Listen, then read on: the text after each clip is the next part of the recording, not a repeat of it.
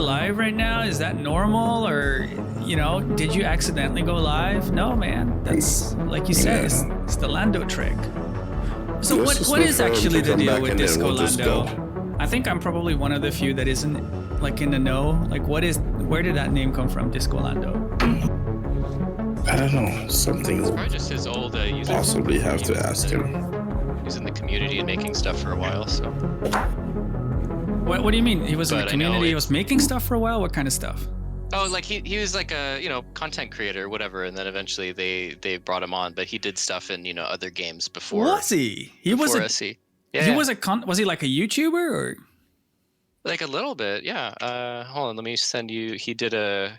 That is so cool. I think he does stream and stuff. So yeah, they brought him in based on just stuff, his passion for the project and stuff, which is why he's such a great fit, kind of thing. Dude, that is awesome. I mean, this is a while ago now. Oh yeah, way before our time. Yeah, dude. I was literally talking to somebody today. I gotta tell the story right. I was talking to a girl has a boyfriend, and I haven't met the boyfriend yet, but he used to play Elite Dangerous, and she was telling the story how he bought a VR headset just for Elite when Odyssey came out, and then he was very upset. And she told it from her perspective, which was so funny to hear, because it's like that sounds so recognizable. It was hilarious.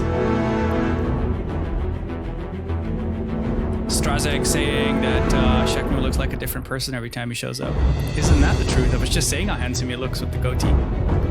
He's got the typical dude problem, right? You put facial hair on, you look 10 years older, shave it off, you look like a kid again. It's just how it works. Isn't that a good thing? hello, everybody. You get to do both sides, right? Like you want to look a bit rougher and you want to look tough, and you like grow, and then every now and again when the missus wants a young boy, just to cheer it up. Right? Why not? Yeah.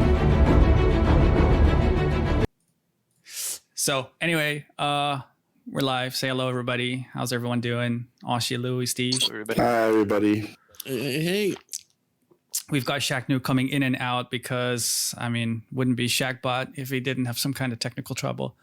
I think he's I'm coming. Poor white. Oh, he's there, half there. Oh, he's coming. Voice only for now, I guess. Hopefully not from behind. Hello, Connor. World record pace when he's working and DNF when he's bugging out.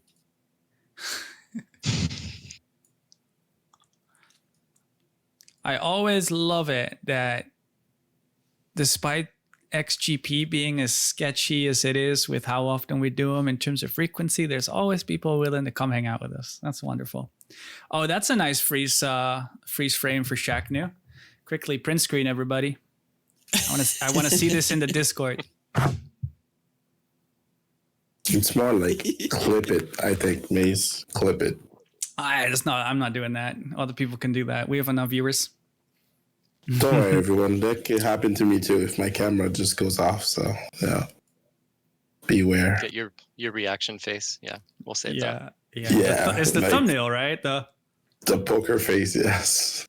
Yeah, right. Luigi 509 reacts. Yeah. Well, exactly. It's missing one thing, me. Pressing my fingers on DNF buttons and all that stuff. So yeah.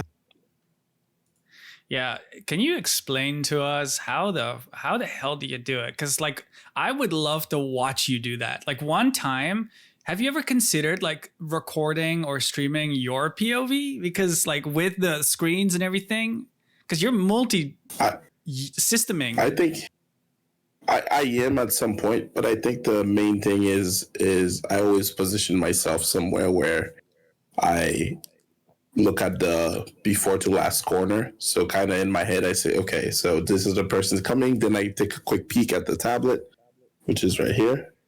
And I have my laptop on the side for broadcast stuff. But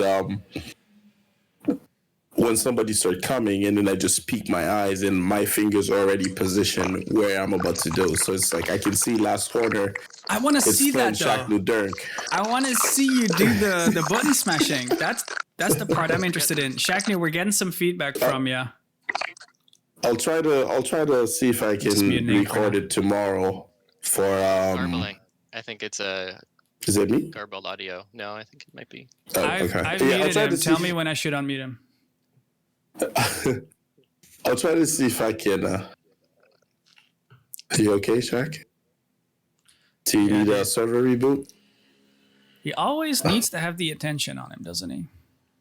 It's all right. Yeah, but I'll see if I can record it tomorrow for the pro race, and then see how the process actually goes. So just you can get your see partner how I'm to. panicking. I want your partner to take their phone and just stand behind you and like film all the action, and I just want to see you sweating, like pressing all the buttons.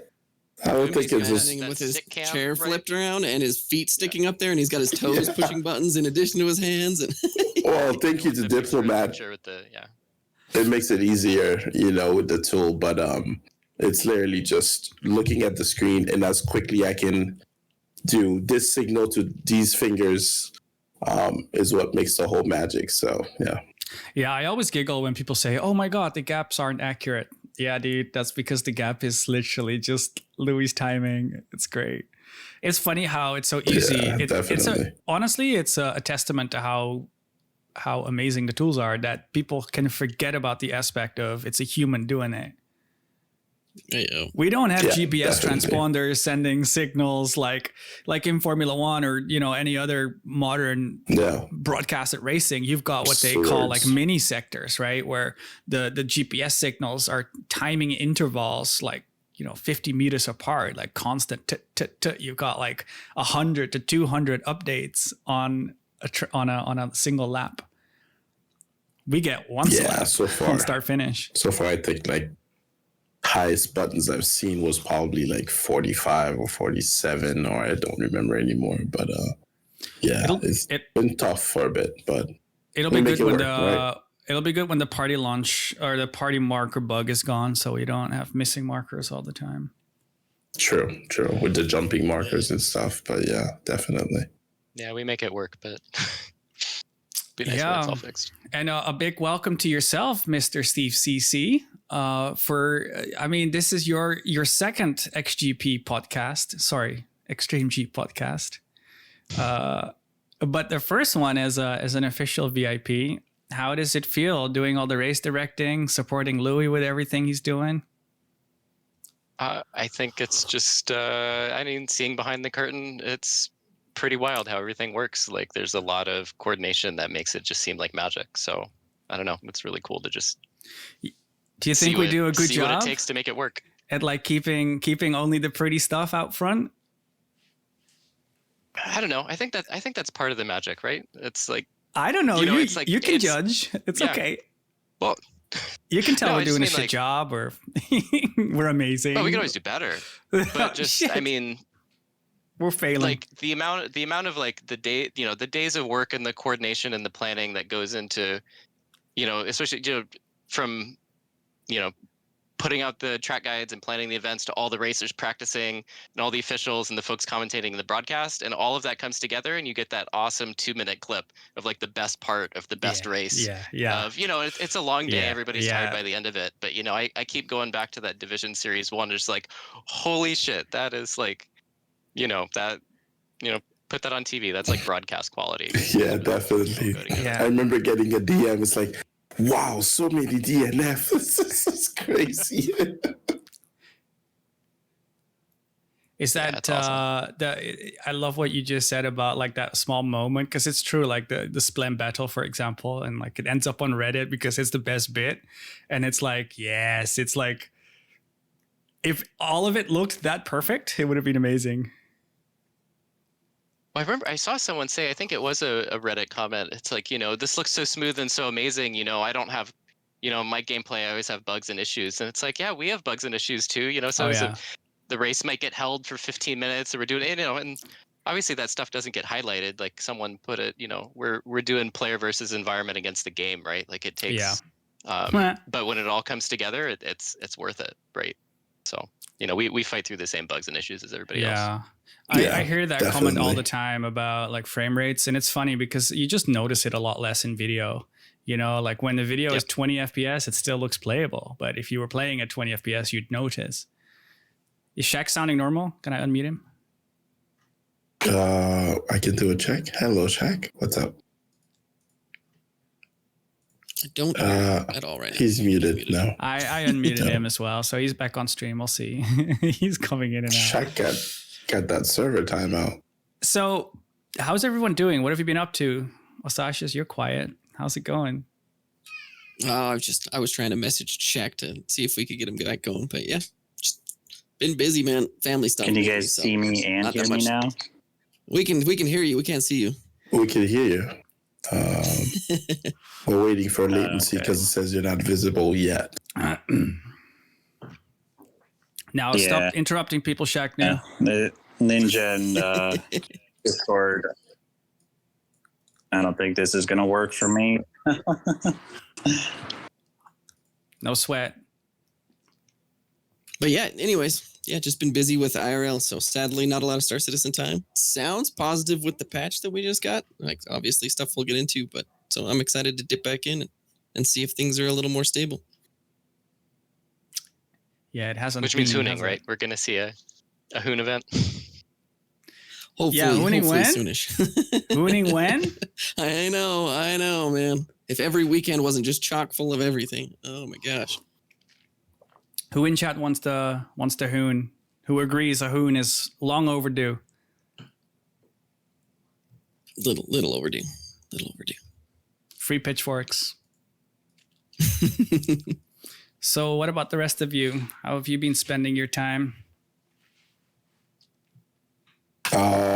Well, just work for me and, just enjoying the time with the little one. And yeah, SC, I think for me is on weekends, some formation flying, on Sundays from Data Machines event. And and then race directing, division racing. So, I live for those weekends. So, yeah, definitely. It's kind of this challenge that you have as an hobby. But yeah, that's what I've been doing, getting ready and stuff for tomorrow's big stream and big finale. So, yeah.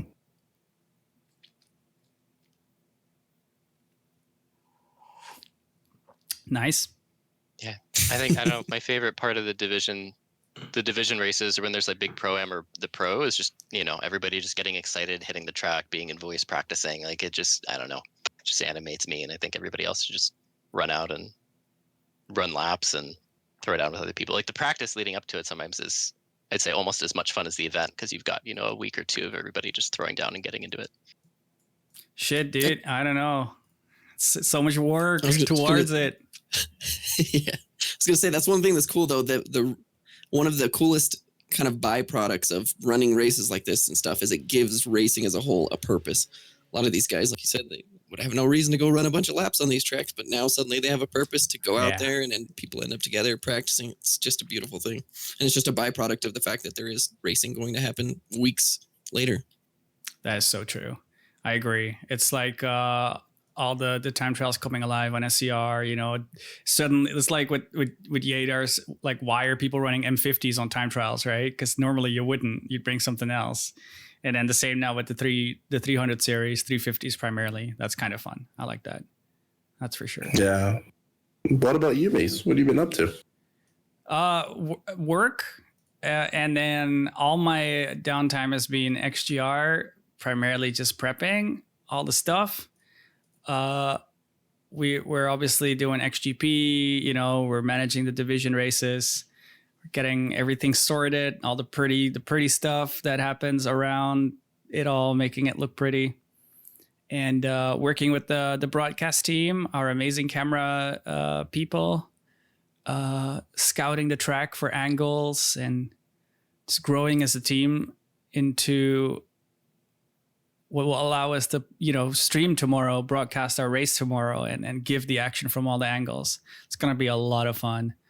I think tomorrow it feels that way all the time. That's what I was meaning, Steve. It's like so much hard work goes into this like one moment, the pro broadcast, and that's when it all comes together. I think it's gonna pay off again. For sure. All this hard work goes into this one moment, and then you can't connect to servers and bugs and issues. No, Stress no, goes to don't the say max. it. No, you're jinxing us. You're jinxing us, dude. It's been pretty rough, like though. we always say, yeah, it has been recently. So, but like we always say, we roll with the punches. So Yeah, it's all good. I definitely had in the lead up to the Pro-Am, I just constantly crashed or 30K'd or, died to bugs. It was a rough time. It seems a little better now. And then I hear, did the latest ASOP changes make it to the live PU now then, or where everything's super quick? Yep. Excuse me. Supposedly, yep. Okay. It's smooth. It's nice. I tried a smidge the other day, getting some test footage. Yeah, you hit deliver and your ship shows up. It's just Dude. they took some of the So- delays out. Is it just the ASOP terminal that's quick or also the spawning and stuff?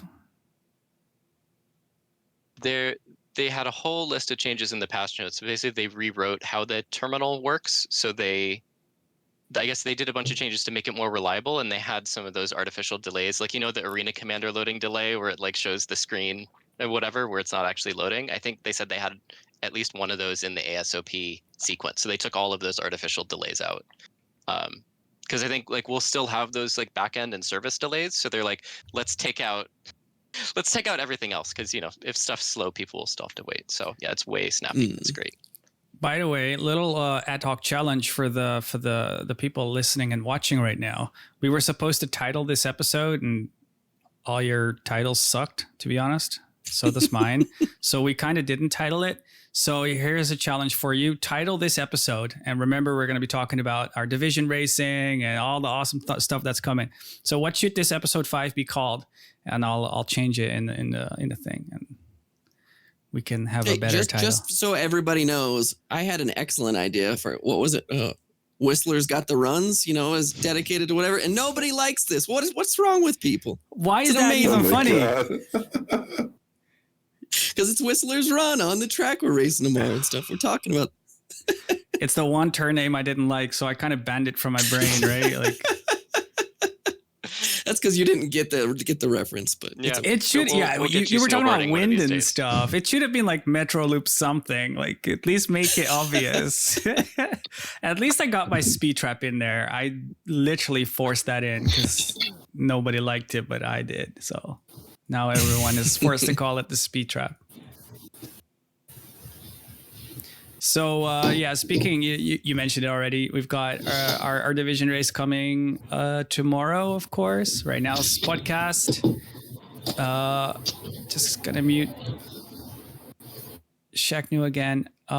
So today's podcast, tomorrow's Division Pro. Looking forward to it. We're gonna talk about it in just a second in depth. But also, what have we got next weekend? The exhibition racing. That one with the Caterpillars has been long overdue, hasn't it? Yes, definitely big ship racing. got a lot of Yeah, people the- excited about it. Lots of big ship enthusiasts. So I'm sure these guys are hyped. I'm bummed. I'm gonna miss it. IRL stuff, sadly, but man, it's gonna be really cool. I'm Yeah, sadly, I excited, have to miss it dude. too. Yeah.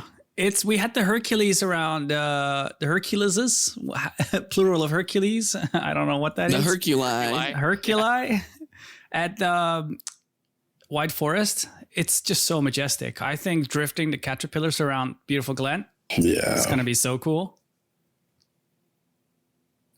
It feels great. I was thinking about it. One thing I like about the Cat is the cockpit's in the middle, right? So you can sort of see more of the ship because you're going through some of these tight gates around that station. Because normally if you're in the Hercules or something, you've got your nose at the front of the glass and you've got this huge ship behind. So it's actually a fun big ship to race. You can see your ship, you can see other ships. Yeah, it has a good feeling. To clarify, you're talking forward aft. It's in the middle. Yeah, it took me a second Sorry, to wrap my Me head. too, sorry. yeah. I was like, Forward wait, aft, no, you're that thing's on to the left. But yeah, that's right. Forward aft, you're in the middle. So it means like if you're pitching, you're pivoting around your cockpit, right? Whereas in another big ship, you're sort of like on the outside of a record. So yeah, it has some nice flight characteristics. in 0G. Yeah, dude. And then there's no atmo to slow it down, so now it's a speed demon. Because if you take it around, Icebreaker or something, it's a Sunday drive. I think the Caterpillar is a lot of fun in 0G vacuum. Like I personally really like how it drifts, how limited the thruster power is, and it when you observe it, it much more like if you compare it to a Hercules, which is super overpowered. I want to say like a Caterpillar feels like a heavy ship. Just a whole lot of people nodding yes. Yeah. Got to remember, this is also going to be podcast, people. You got to use your mouth, vocalize your feelings. We're here. Just try. I think, right? Like the MPV and the Dragonfly racing in 0G, and those also have limited thrusters, right? Like the Caterpillar. Oh yeah. Those, so it's like racing an MPV, but you're 10 times the size. Yeah, it's like you got to optimize every turn and thrust in advance. Like you don't have all the slack you have in a P72. You're just like, I'm just going to go full thrust now. It's fine. I've got 20 Gs. So it's like you're planning ahead. It's more strategic. I think, Steve, you and I... back too. Yeah, I think Steve and I share the sentiment because I think we both really like the Hull A for the same reason. It's like big and weak and appropriately weak, which is amazing, especially I think in Atmo for that one. But it's got to be fun. Did any of you guys get a chance to go test the cat on the track? Steve, I don't remember if you were out there. I think Steve did. Oh, yeah. Gotcha. I'm imagining that it's going to be very much so. Like, say you take a P72 out to the same track, right? You kind of naturally get these markers of this is my max speed for this section. I'm going for this speed because I know I can brake. And I'm curious how that feels on the cat because obviously you can get really high speed, but the time it's going to take you to slow down is going to be drastically higher than the P72. So if you don't get those markers, you're probably going to be pretty screwed. That's and like so Beautiful Glen Novice, I guess, sort of a diamond, right? So when you're coming around the sharp 90-degree turns, you've got to sort of turn in advance and line yourself up, right? Like the butt of your cat needs to already be pointed into the turn when you're coming around that first landing pad. Another thing also, the cat. So unlike a lot of ships, the cat has the same lateral thrust as vertical thrust. So you can actually just drift it sideways and you're not sacrificing as much power as you might in something else that was pitch. So I wonder if we're going to see... You're almost like NASCAR drifting, right? Do you think we're going to find people running upside down because they want to drift left instead of right? Just for the view? Yeah, we might. Sure. I think it depends. Because if you're... So see, the way I was running it, the cockpit was on the inside of the track and you're always turning left. Yeah, and I would... So I was able to, look out the left. Yeah, which way is upside down? There ain't none. Yeah, dude. But yeah, I would do the same, even just because left is more comfortable, let alone the visibility thing. Mm-hmm, mm-hmm. So for me, at least, maybe it's a righty thing. No, I agree.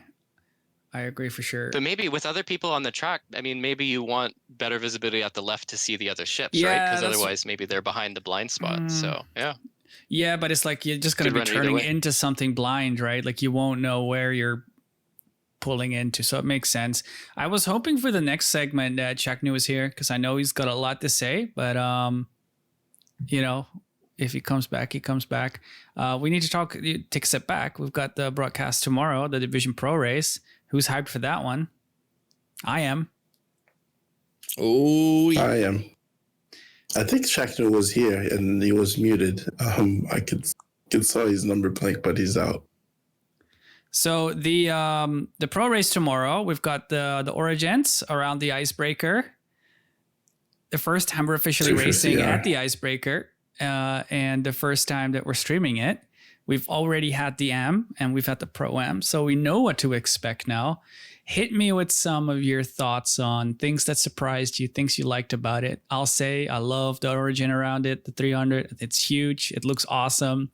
Knows the TVI, speed. It's all there. The racing is spectacular. It reminds me a bit. Go ahead, Luke. No, go ahead, Steve. It reminds me of Stanton Cup Round 3 a bit, right? Because both Icebreaker and the New Babbage City Tour, you've got some long straights for TVI optimization and some sharp turns. It's just really, it looks great. It's like twice the size of the Razor and everything else, right? So you can see it from further away. Yeah. And it's a little tankier. Like I noticed racing in the Pro-Am, I swapped paint with people a couple times, and I don't know if it's server gods or what, but you can actually bump into people and not instantly explode. Like we had instant explosions, but there were times, I just get whacked by somebody and keep racing, and like that's fun. You're still in the race. So it's just it feels good. And the track has enough room that you're not worried if you go a little wide, you're gonna hit a canyon wall. So it's a different experience than like Yadar, where, you've got a tight line and there's as many, you're worried about DNFing on the track, right? I think with the icebreaker at the 300s, it's mostly you're worrying about DNFing with the other racers and like getting the right line, and you're not worried as much about like hitting the track because it's poles, right? It's not like canyons. Yeah, that's exactly what I was going to say. You get the right point there. Welcome back, Shagnu. We Am I got you. good? Oh, yeah. Nice. Welcome That was a back, shit buddy. show, but I'm here. Louis, you want to hit us with your thoughts first, and then Osashis, and then we can circle back to Shaknu maybe. Oh, just to piggyback on what Steve says, it's good to actually see bigger ships going around the track, and it also makes for great battles, definitely. Because with the M50, when we had Yadar, they were going a bit, I want to say, too fast for my taste. But so far, in my race director point of view, I think it's great to see everybody bunched up on that first corner. It is such an amazing view from there.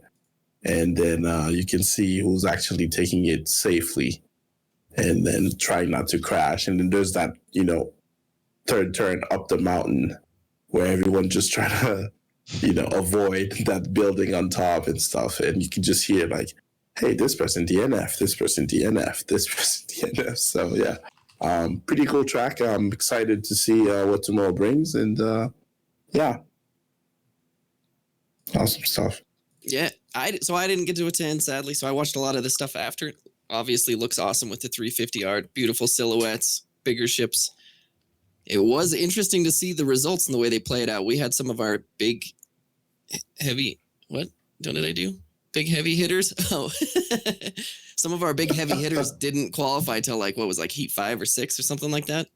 So pretty interesting to see that. I will still harp on the fact that a lot of the replays I saw in turn 1 specifically, which is obviously very dangerous, saw a lot of guys keeping it really, really tight there when there's a whole lot of vertical and horizontal room to go wide, go high, go low. So I'll keep harping on that fact as people keep dying through those turn 1s.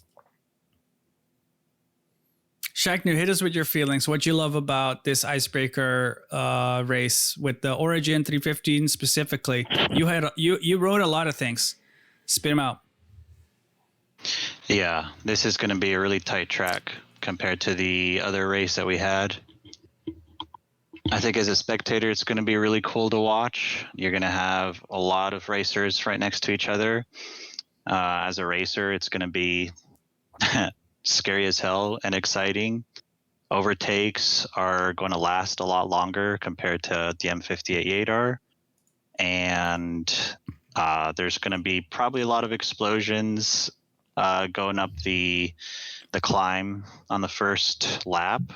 So it's going to be interesting to see what the pros do, whether they want to just gun it and try to get ahead of the pack, or if they want to just pull off to the side and let the herd just kind of spread out.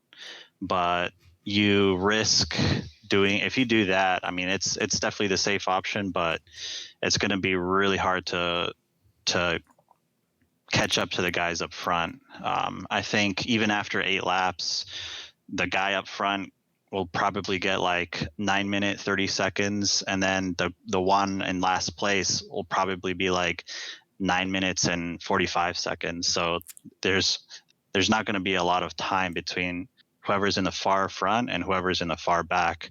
Very different from Yadar, where I think it was like a minute difference or more than that. So it's going to be really, really tight. It'll be exciting to watch for sure. Nobody has mentioned the interesting aspect of height with the atmosphere here. Have you noticed already with the AMs or Pro-Ams that people were benefiting from running higher because the atmospheric density gradient from high, like thick to thin, is so little that if you're like running the same line but one guy's a little higher, you're gonna gain more speed? There are certain turns that you can take tighter too if you fly higher. Like when you enter Matterhorn or turn 5, the way the mountain is shaped as you're entering it, you can shave off some time the higher you go. But again, you got to be careful by not going too high.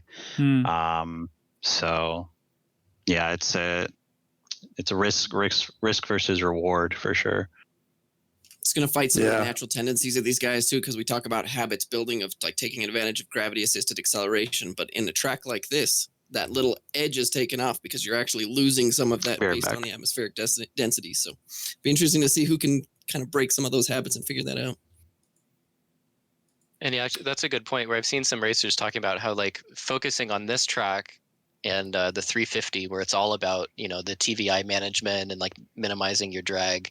Talking about they're getting skills that they're then going to be able to apply to other tracks. Like if you'd really only practiced Yadar, you know, you're more optimizing your like turns and your thruster placement and your safety lines. Whereas on Icebreaker, you know, folks are talking about like getting seconds, you know, by keeping snapping their nose back to TVI faster, stuff like that. So it's really exciting. I think just seeing like you learn something new on every track and every ship combination. And I love that these keep getting, you know, changed up.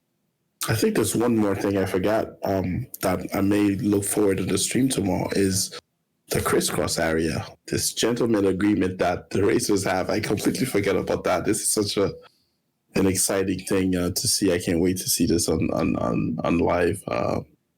To see everybody just like crossing with each other and who goes up and who goes down and stuff. So it's a great point of that track too. Give the audience. What did they settle on that anyway? Yeah. Those that those that aren't familiar, give everyone a rundown, Louis, what that gentleman's agreement is. Oh, I think I may have it wrong as I'm not a racer per se, but I think Steve will just help me on that. Definitely, because Steve actually did race it. So yeah. You don't know? You don't know? No, I know that whoever's coming from the beginning of the turn has to stay up and the other ones has to stay lower, heading to, you know, start finish. But yeah, is that what it is, Steve? Sure, sorry, I put you on the spot, Louis. I'm sorry. No. I'm also not sure anymore who goes up. So I am pretty sure that when you are coming into the start finish, so when you're coming into the start finish, you're trying to stay low and you're trying to hug that you're trying to hug an antenna that's sending you down to the start finish. And then when you're coming up on the climb, you're sort of naturally going higher to sort of keep your altitude going into the Matterhorn. So the short version, it's the opposite of what's in the interactive track guide is that's great. I like that. That's what I was thinking. You can actually see it if you look at the interactive track guide where the sort of like the path folks are taking out of the climb. Well, and the route on the track map is for like illustrative purposes, right? But the way racers often take that, they're at that little red chevron on the upper right of that turn coming out of it. So it's like if you just drew a line connecting those 2 points, it would sort of naturally be high. And then for coming into the start finish, people are low. But it took folks some time to figure out. They're like, wait, I always go high through that. What do you mean you go low? Like just it's funny seeing the coordination and people kind of figuring it out because you don't want. I saw a couple crossovers in the Pro-Am, but it was more common in the Am main, right? Because over 8 laps, you get more separation. Over a 2-lap heat, you really weren't getting a lot of crossovers. So I think we'll see more of it. And you have no warning, right? You're flying forward, you've got your FOV, and you see a party marker, and you just have to intuitively know, like, is it below me? You're saying that, though, but we had some insane crossovers, I remember, during the Pro-Am. Somehow we ended up with a lot. We had Speedweed and Billboard, like they were all like, it was insane. We got some GIFs flying around the Discord with insane close. Really? Oh. Yeah. I'm trying to remember because I hear what you're saying about the fact that it's only 2 laps. But I think in the 2 laps, we saw just enough separation, I believe. Maybe I'm mistaken, but I think we had some amazing crossovers, even in the Pro-Am. But I think it's a great thing to actually, you know, give a great shout out to our racers, our participants, because, you know, we actually did not set the rule to tell them, hey, you go up and you go high, and everybody just agreed and say, okay, you know what, if you're going to go up the hill, again, it's just gonna stay up, and it shows the integrity of the racers that we have here at XGR. Very Props true. to you guys, because that wouldn't be me. If I'm behind and I'm chasing somebody, I'm staying high there and taking advantage of the dive Dude. bomb late. Oh yeah, I wouldn't give a shit about these gentlemen's agreements. I'm thinking on your way after the speed trap, if I can fly a little bit higher to gain that atmosphere advantage, fuck the agreement. I'm Yep. going up there. I don't give a shit. But hey, that's my my bad That's why we're influence. not racing. We're just And this is why these two are commentators. Yes. We get to commentate Yeah. tomorrow. It's gonna be a lot of fun watching it all.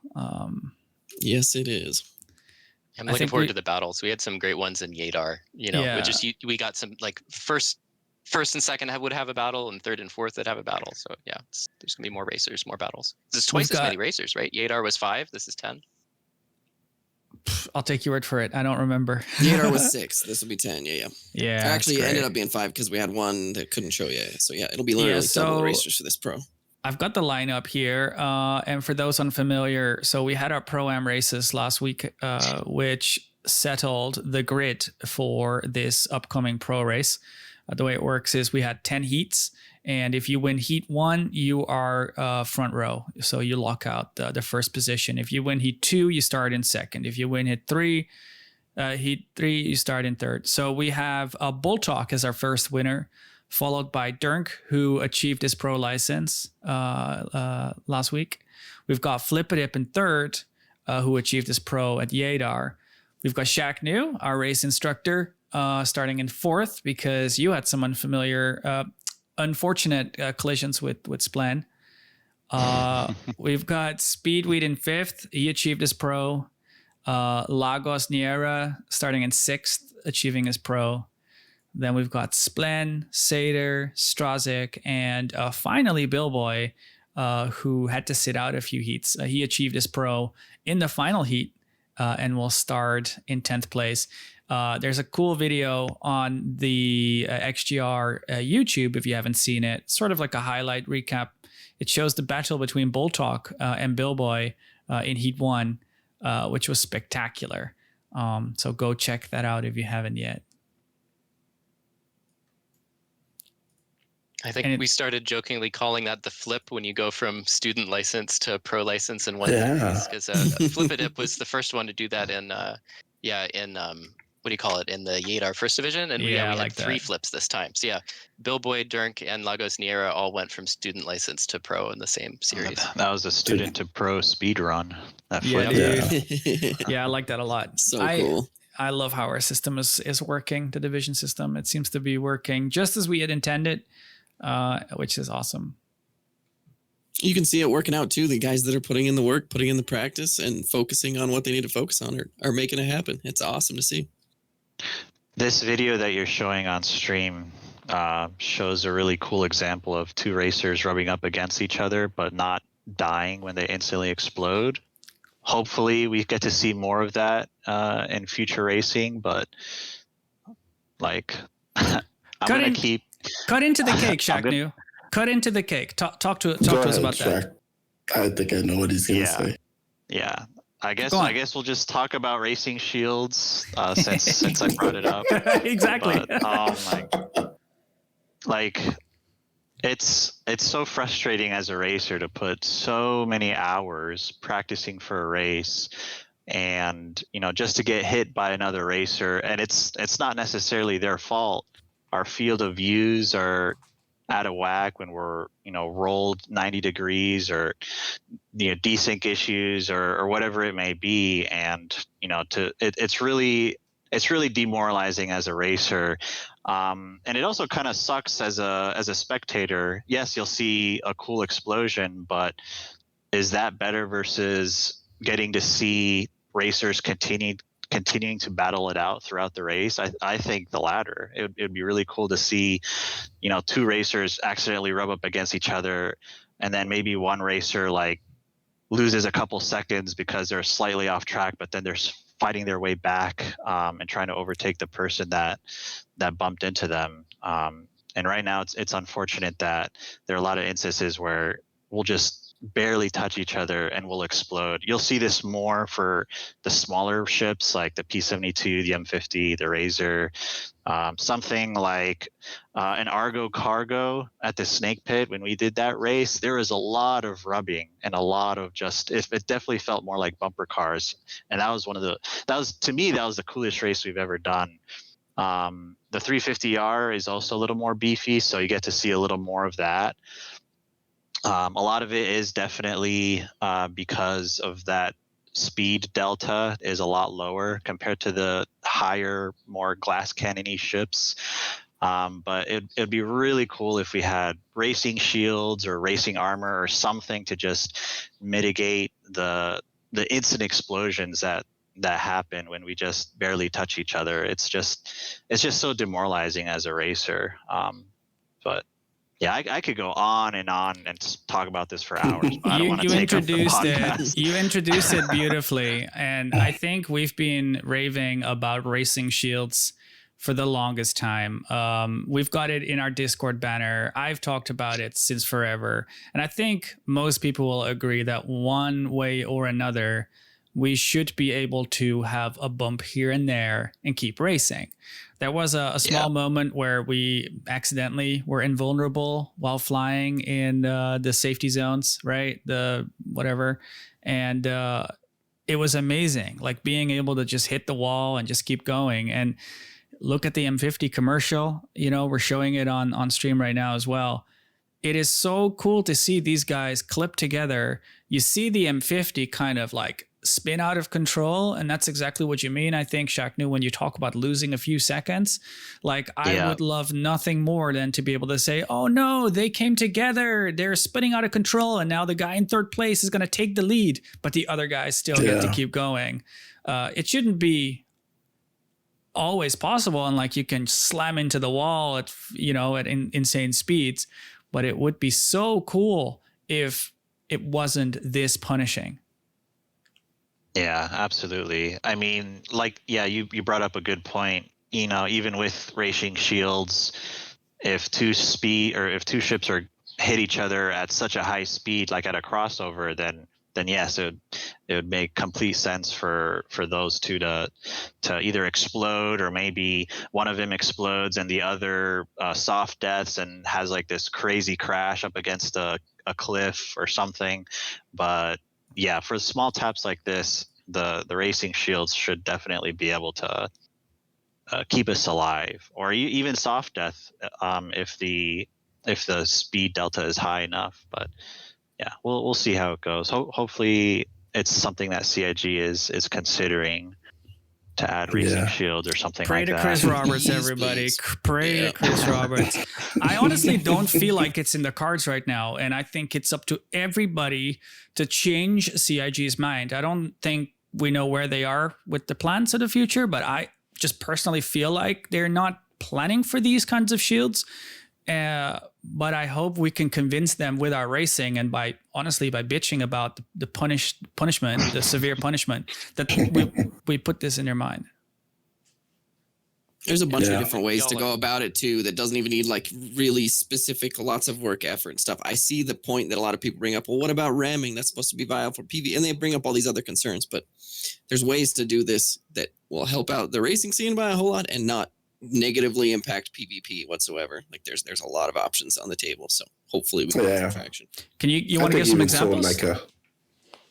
Like you had talked specifically racing shields. We can have some specific ship-to-ship shield that's only viable on very small, like racing style ships.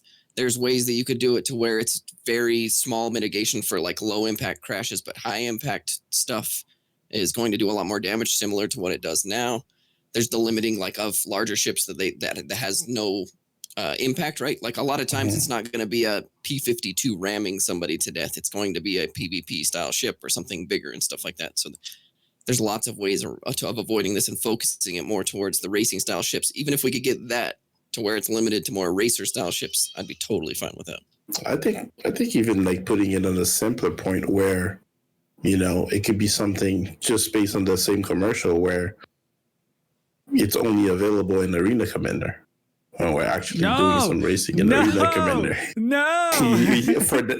To start, you know, because as it says, you know, it could be like the testing bed for it where we can give our feedback and then see why we can improve it. But the first implementation being like we are looking at this still shot right now on stream on the Arena Commander racetrack. Yes, exactly. Experimental mode. But Racing Shield experimental mode racing. Yeah.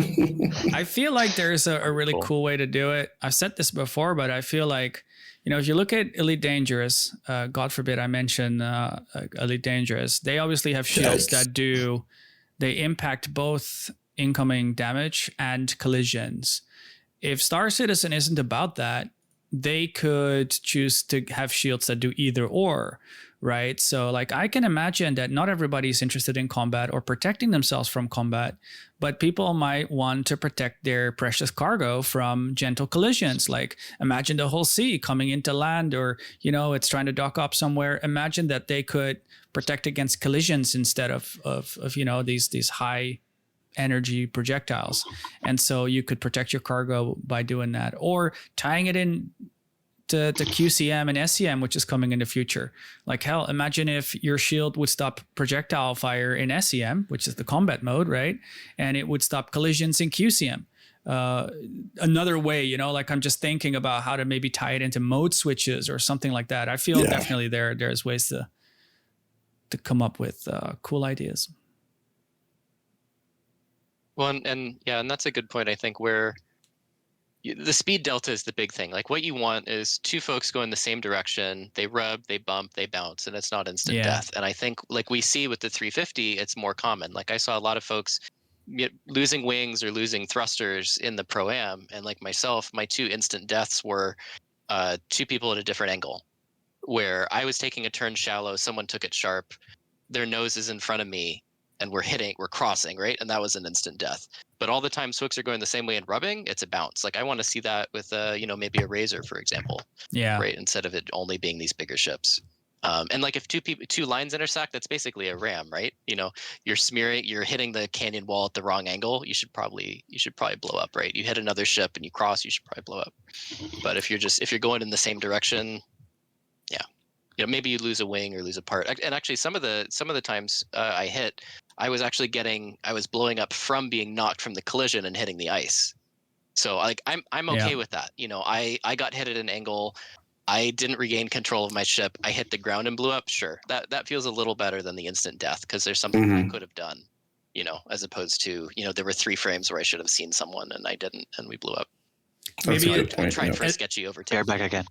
As a final note before we move on, I want to say I think that the only way for Star Citizen to provide competitive esport level competition is to avoid the extreme punishment we have now. Like we need to sort of like lower that threshold, because otherwise it's going to continue to be too punishing and too severe. And, you know, there is that little bit of RNG which we need to eliminate, and you can do that by allowing the gentle bumps. Let's move on. Let's go talk about the prizes, because the race tomorrow is not just about bragging rights. It's not just about showing who's top dog. We also have some amazing prizes. I'll run through them real quick. We've got the Pisces for our race winner. We've got I forgot the name. The salvage ship. What's the name? Vulture. The Vulture. Thank you. We've got the Vulture for the audience. And we also have a mouse pad by Spectre for the winner. You can see that as well. This is the one that Splen chose.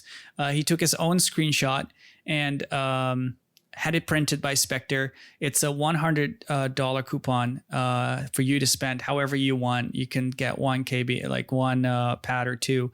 And it's awesome. Yeah, definitely. That pad shot that Splen did. It looks super amazing. I want one. My pad sucks. I want a sweet one. What is your pad? They're great pads. Amazon probably $12 special that's coming apart already. Right. Yeah. We saw it on stream. I have one. Marble Maze has one. They really are insane quality. It's ridiculous how detailed the printing can be, the colors and the pixel accuracy. It's amazing. But yeah, I wanted to mention about the vulture. It's actually kind of cool because it's like kind of a wink to the audience coming in, after races now that ship corpses stay on the terrain. It'll be really cool for people to come in after the races and kind of clean up the racetrack, salvage the ships for their hull, and maybe make some profit. I ended up on the same shard after the pro-am, like the next day or two later, and there were so many 350 bits all around turn 1. It was amazing. great. It's like, wait, I recognize that wreck. Yep, it's a whole bunch of people that crashed the day before.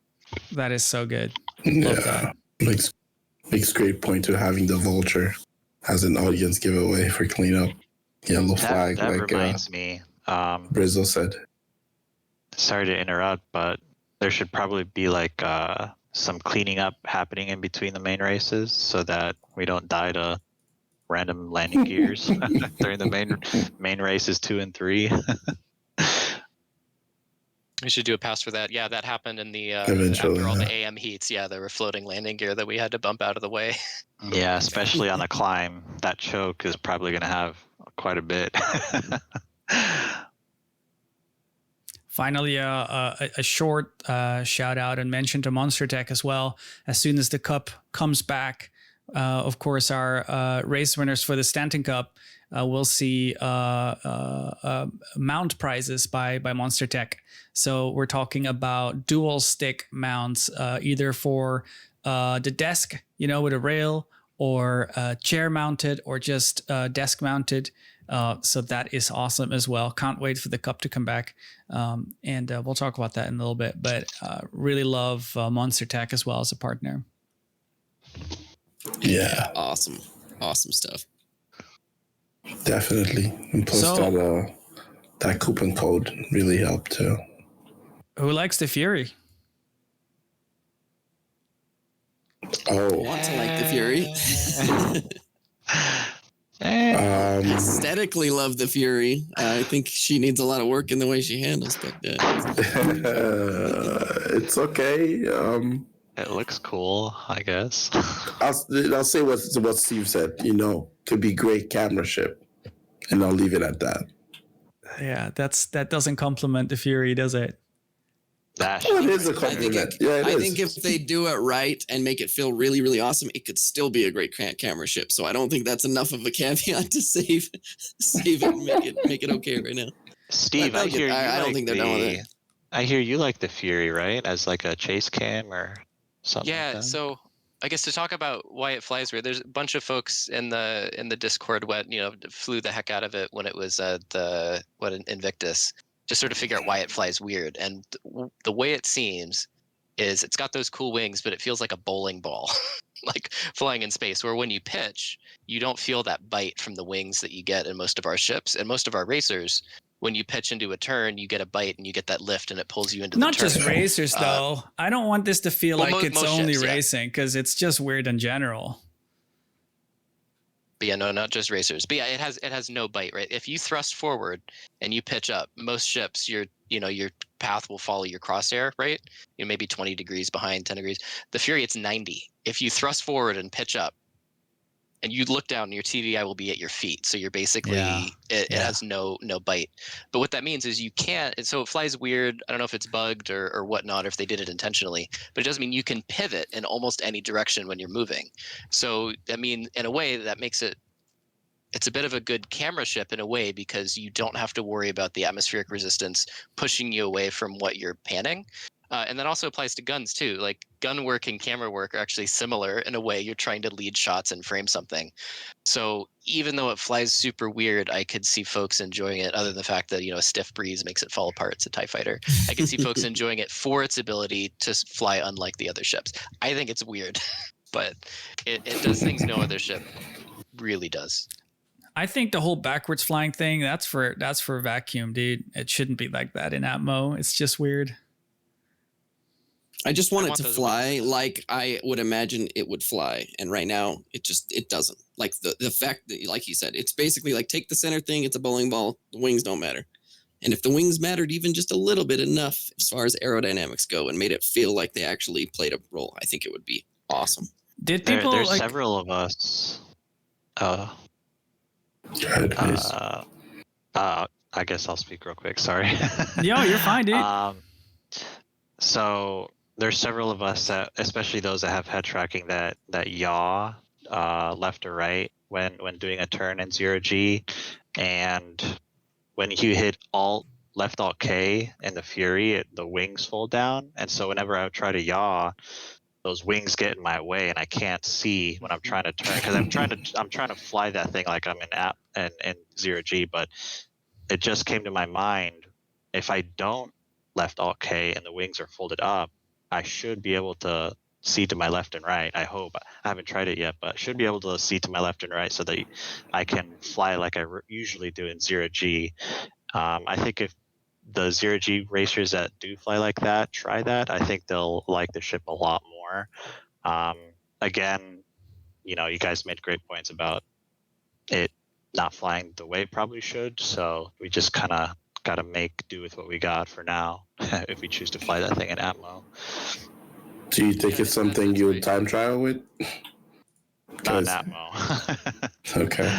I'll try, but maybe in a place like Gator Valley or Snake Pit where the atmosphere is a lot thinner. It's the problem, isn't it, might Steve, work. that thrusters get nerved in Atmo, right? So like when you get nerfed thrusters and you don't get the atmosphere to lean on, you're going to feel like that bowling ball. So it's like in space, it might be better, like it might be okay because it's kind of the same as other ships. But then when you take it down to atmosphere, it changes because you get the nerf, but not the boost from the other thing. So that's why it's kind of weird. Like some folk in chat are saying like, oh, I like the, like you can sort of like rotate in any direction and keep drifting. And I get that, but it'll surprise you when you try to turn and then you keep drifting and you'll clip terrain and shit. Like I feel like we need stronger thrusters. And the way it's set up, I wouldn't expect it to bite hard like the way it's set up anyways, but it just doesn't at all. Like that's the thing. It really is.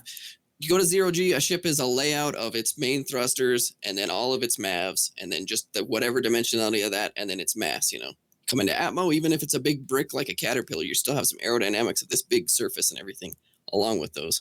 And it just doesn't have that. It's just straight up this ball with stuff around it and some mains and rock and roll. It just feels weird. Yeah, it's a good point. It feels like a drone, right? And it feels like it. Yeah. Well, you're Steve. You called it the bowling ball. That's it, isn't it?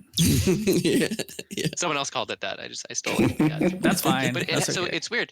It has a little bit of bite left and right, but not up and down. But you think it's basic. It's like a little pill capsule. Yeah. So it is actually fun. Metro Loop Challenge.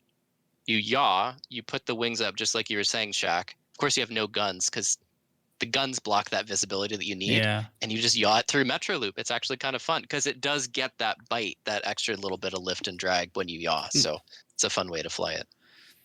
People are bringing up the fact that the thrusters should gimbal 360 degrees, right? Or 180, really. If you think about it, that's like I did a video for those that are curious. I ranted about it a little bit on YouTube. Like the thrusters are not strong enough if you consider the gimballing they can do, right? Like when you're strafing, you get 25% of your main power. It should really be 50.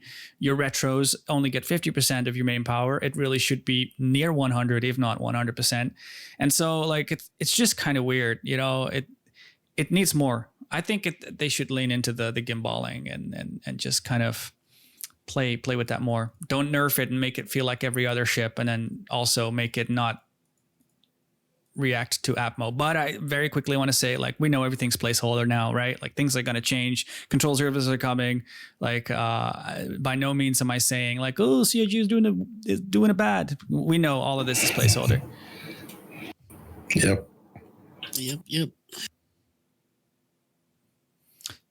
So we asked people to write us questions on Discord. That was a lot of fun. We called it a sort of AMA, which felt kind of cheesy, but it was really surprising to me how many amazing questions came in, like really good questions. Made me feel like, oh, damn, people are actually interested in what we have to say. I thought that was really cool. Were there questions in there that surprised you guys? For sure, for me. Yeah, I thought it was just a bunch of dumb racers that couldn't put together 2 sentences. That was some great stuff. So Oh, you had to offend them. I wasn't offending them, dude. Oh, man. I'm a dumb racer, too, so it's the same No, you're thing. a washed up dumb racer. Don't forget. Well, yeah, it's worse. It's worse. I put a lot of thought into my question. Yeah, you did. The first question was by Shaqnu. Why is it always Speedweed, dude?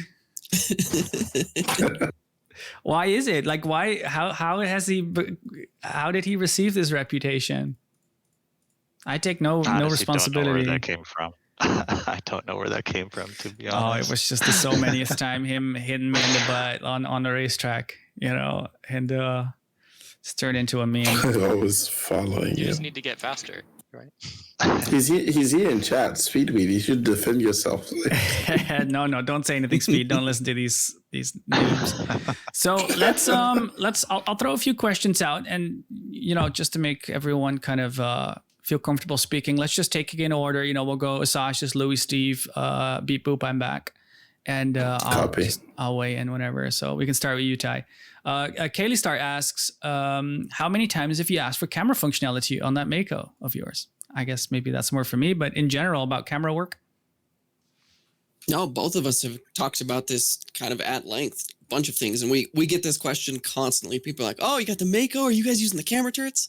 And it's always no, because it doesn't work for what we want to do. For one thing, you've got UI elements that don't work out with what we're trying to do. Secondly, if you guys have ever actually got in the camera turret and have somebody flying around and you have no control as this guy's pivoting the thing and things going everywhere. So if you had stuff like stabilization, horizon leveling, control over that interface, and all of the kind of toolkit that we use right now for camera stuff, maybe it would be an option to where you had a pilot and a camera operator, but right now it doesn't. So hopefully in the future we'll get more functionality. Yeah. Yep. Yeah. That stabilization. Because I was thinking about camera work. If the pilot rolls at all, your camera's thrown off. So it's just, it's a limitation. Yeah. Let's see. What's the next question? No, Louis. No. We're not done, Louis. We're not done. Comment on stuff. We're not I'm done. not commenting. I'll be like, no comment. Man's trying to time trial the podcast. Yeah, dude. Let's go. Race directing the podcast. Yes. Clear comms. Let's go. I don't know. I'll leave camera stuff for you guys. That's I have fine. nothing to say about it. I did test it with Maze once, but I think for the Mako, it's the same kind of thing. It's missing that teamwork. I think it's something that we could make it happen just now, even with the system we have right now. Because when you look at, if a lot of people watch F1, the helicopter from F1, do you actually have a pilot? You actually have somebody controlling the gimbal. And it's literally a teamwork in between the two, having radio and saying, okay, you go straight this way and then I'll turn that way. And I think it's something that, to put a comment on there that we could try to make it work, but maybe not now for something official. But it takes a lot of dynamic in between these two people to make it look something successful. Actually, Shaq, any you sense? did do that, didn't you? Not much. I think right now there's a lot of HUD or a lot of stuff going on in the current. I could be wrong, but just to clean that up a lot. Like right now, we have some tricks you have some tricks that you taught a lot of folks to be able to make the camera look really clean with the HUD.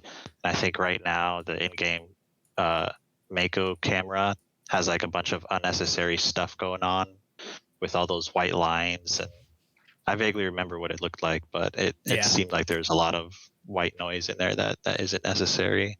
Mm-hmm. So I want to add, like, to Louis' point, the reason why it's really hard, and Osash just touched on this a little bit. The problem is that the camera can't rotate 360 degrees. So if you're in the it depends on how you angle the wings of the Reliant. If you have her in pancake mode, your camera is 90 degrees on its side, so the world isn't level, and you cannot control roll in the camera. So you have to put the thing in vertical position. If you then take the bottom camera, you're upside down, so you're screwed again. So that forces you to take the top turret, but the top turret can't pitch down. And so you can't look down. You can only look up. And then on top of that, you do have gyro stabilization. So like if you look in a direction and the other ship, like if the ship rotates, you'll keep looking at that point, but it doesn't compensate for rolling. So again, if the ship rolls, your camera rolls. So there's just absolutely no way to maintain the horizon. And that's what a camera does really well with Formula One, like Louis mentioned. That camera is always on the horizon. So even if the helicopter is banking, that gimbal camera is going to maintain itself level. And like it is physically impossible in game right now. So there's definitely, beyond just the HUD, there's a lot needed to make the functionality of the gimbal rotations and everything to make that viable. I can't wait for that. I want the Reliant to be cool because of that camera, but right now it's not. It's literally popular because it has a bubble canopy and we need to be able to see clearly. That's it. That's as far as it goes, because we can't use external camera, right? Because then we don't have party markers, and then people don't know who's who. So that's why we use the party markers. And next question was Fedical, if I pronounced that correctly. Fedical was asking like, how do we get the view so clear? That's trade secrets. Yeah, trade secret. $69.95 for the pamphlet. Hey, nice. Damn, you just look just like him. Yeah. Great job, Shakhtar. Durink asks, what are your thoughts on the potential of this esport? How big do you think it could get? Sky is the limit, 100%. I'll just finish it in one word. Yeah. This could be something that could go to this exact same thing you see the guy doing League of Legends or CSGO or whatever, people bringing in their sticks. You know, like that's the one thing you bring with her. You got a rig set up, but bring your sticks in your mount, slap it in, set it up. Dudes sitting down at a table, racing each other. I think it could be incredibly fun. So I think the sky's the limit for the esports aspect. I don't really follow other racing esports. I'm sure there are some bigger ones out there currently, but I'm not sure how many views they get right now. But I could totally see Star Citizen eventually surpassing whatever the top 3 are right now. But yeah, we'll see. I think 6 Degrees of Freedom may scare a lot of people. It may seem very daunting at first, but it's a hell of a lot of fun. I know I don't also follow a lot of racing esports. I didn't realize how big they are. But I know I've seen a couple of videos. There's some crossover between real life professional drivers that also do esport driving, which I think is interesting because the skill sets are slightly different. Obviously, like it's similar. How do you put it? Like you don't have like the G-forces, you don't have the feedback, you don't have the road feel from being in the cockpit. So I remember, I think it was Max Verstappen that races in one of the esports leagues. He did a thing where he turned up the road noise all the way up and turned all the other side sound down so he could hear the traction on his tires because he couldn't feel it. So like stuff like that where it's, you know, it's similar to the actual sport but different. But yeah, like sports wise, I know like drone racing is starting to get more and more popular, and I feel like this has more in common with it has some overlap with the real life style drone racing where you've got people flying very, very fast, you know, using cockpit controls. And like that's awesome. Like I think this could just explode in popularity because it's similar, you know, similar speeds, similar, you know, track knowledge and everything. Yeah, doesn't the Drone Racing League have like over 1 million followers on TikTok or something like that? Granted, TikTok I think is a much smaller audience or younger audience, but that's still a lot. Regardless, they fill up gigantic stadiums with their events and stuff, so it's huge. Yeah. Louis? Oh no, every questions. No, I was just going to mention what Foxtide just mentioned. Kind of like, you know, when we look at what Arena Commander can bring to help into that, get us faster to that esport status, and even, you know, hosting those big events and actually having those simpods that we see on Microtech, IRL, you know, and having racers come in and just sit in there. And I think it's, you know, sky's the limit when it comes to this. So yeah, we're going to talk specifically about Arena Commander in a little bit. It's going to be a really fun topic to cut into. I want to kind of echo what everyone's already been saying. For me personally, like, I mean, it's always going to be a challenge because it's a hobby for all of us. Like, we all have real jobs and we do this on the side. And we are definitely treating this like a second job. Like the amount of hours we're already putting in, you know, the organization of it is huge. And the only reason it's working to the level that it is, like the people being able to raise divisions with licenses and have it structured, is because there are so many people touching this. You know, it started with Osashis and myself, and then Louis came in, and then look how it's grown. We've got Shaqnu here, Steve. We've got so many camera dudes behind the scene. We've got Marble Maze doing the cameras, Diplomat with SCR overlays. It's growing insane. At some point, you're going to reach a point where it's like, I can't put in any more hours. Like, this is it. This is the limit. And it's going to be really interesting, like when we hit it, how it's going to feel.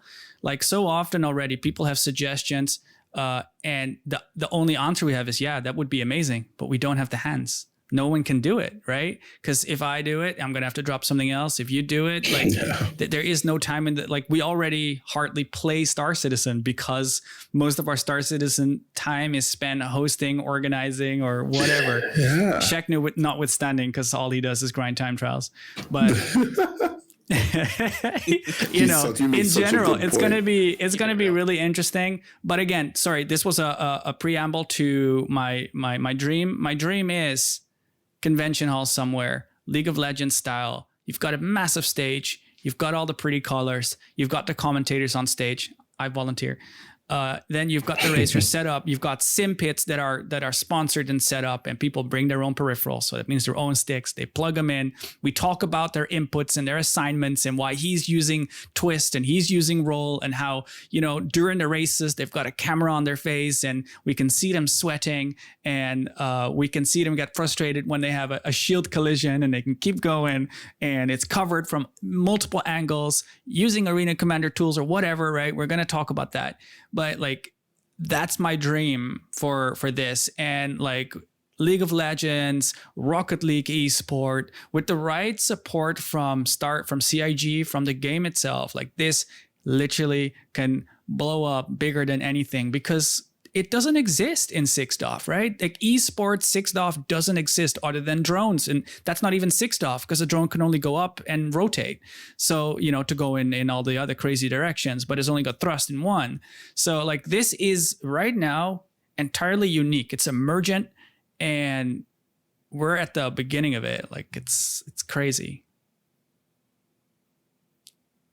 Actually, sorry, and to throw one other thing, thinking about other esports, a lot of other esports are just what the players see, or like an overhead cam. Like the fact that we have broadcast cameras flying around showing the races, like, as you know, we're doing the best we can, but like maybe there are other esports that do this, that have camera operators flying around the game with the racers. But like, I think some of the racing games, it's like the cameras and things that are built into the game or whatnot. Like, the fact that the world is open, we can put a camera crew in, we can host the race. Like, I feel like looks so much better than, imagine if we were doing it esports style and you only saw like 6 cockpit views. You know, the fact that everybody can see the perspective of the race is just so cool to me. So Hiddleston asks, how integral to the game is XGR? What if they actually said it other than what is player facing already? How integral to the game is XGR? Entitled. This just remind me of Integral. Oh, integral. Okay, I was going to say this just remind me of 318 entitlement processing. I've been scarred for life from that, but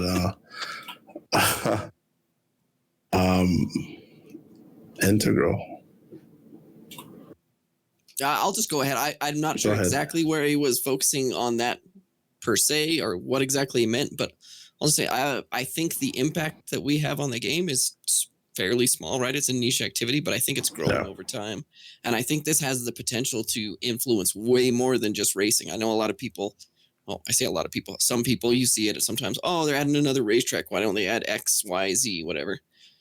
The racing as a whole, whether we're talking about what it is now or what it can be in the future, has the big potential to impact a lot of other different like industries within the game. You talk about all sorts of things required for race support, whether that's transporting ships across systems in the long run, where we're not going to be able to fly our own ships to certain things because you're trying to keep racing components alive, whether that's refuel and repair, whether that's medical services because we have death of a spaceman at that point and you ate crap and you're not just want to release and lose that. There's all sorts of ways that this will impact the game. Gambling per se, like different things like that are going to come in.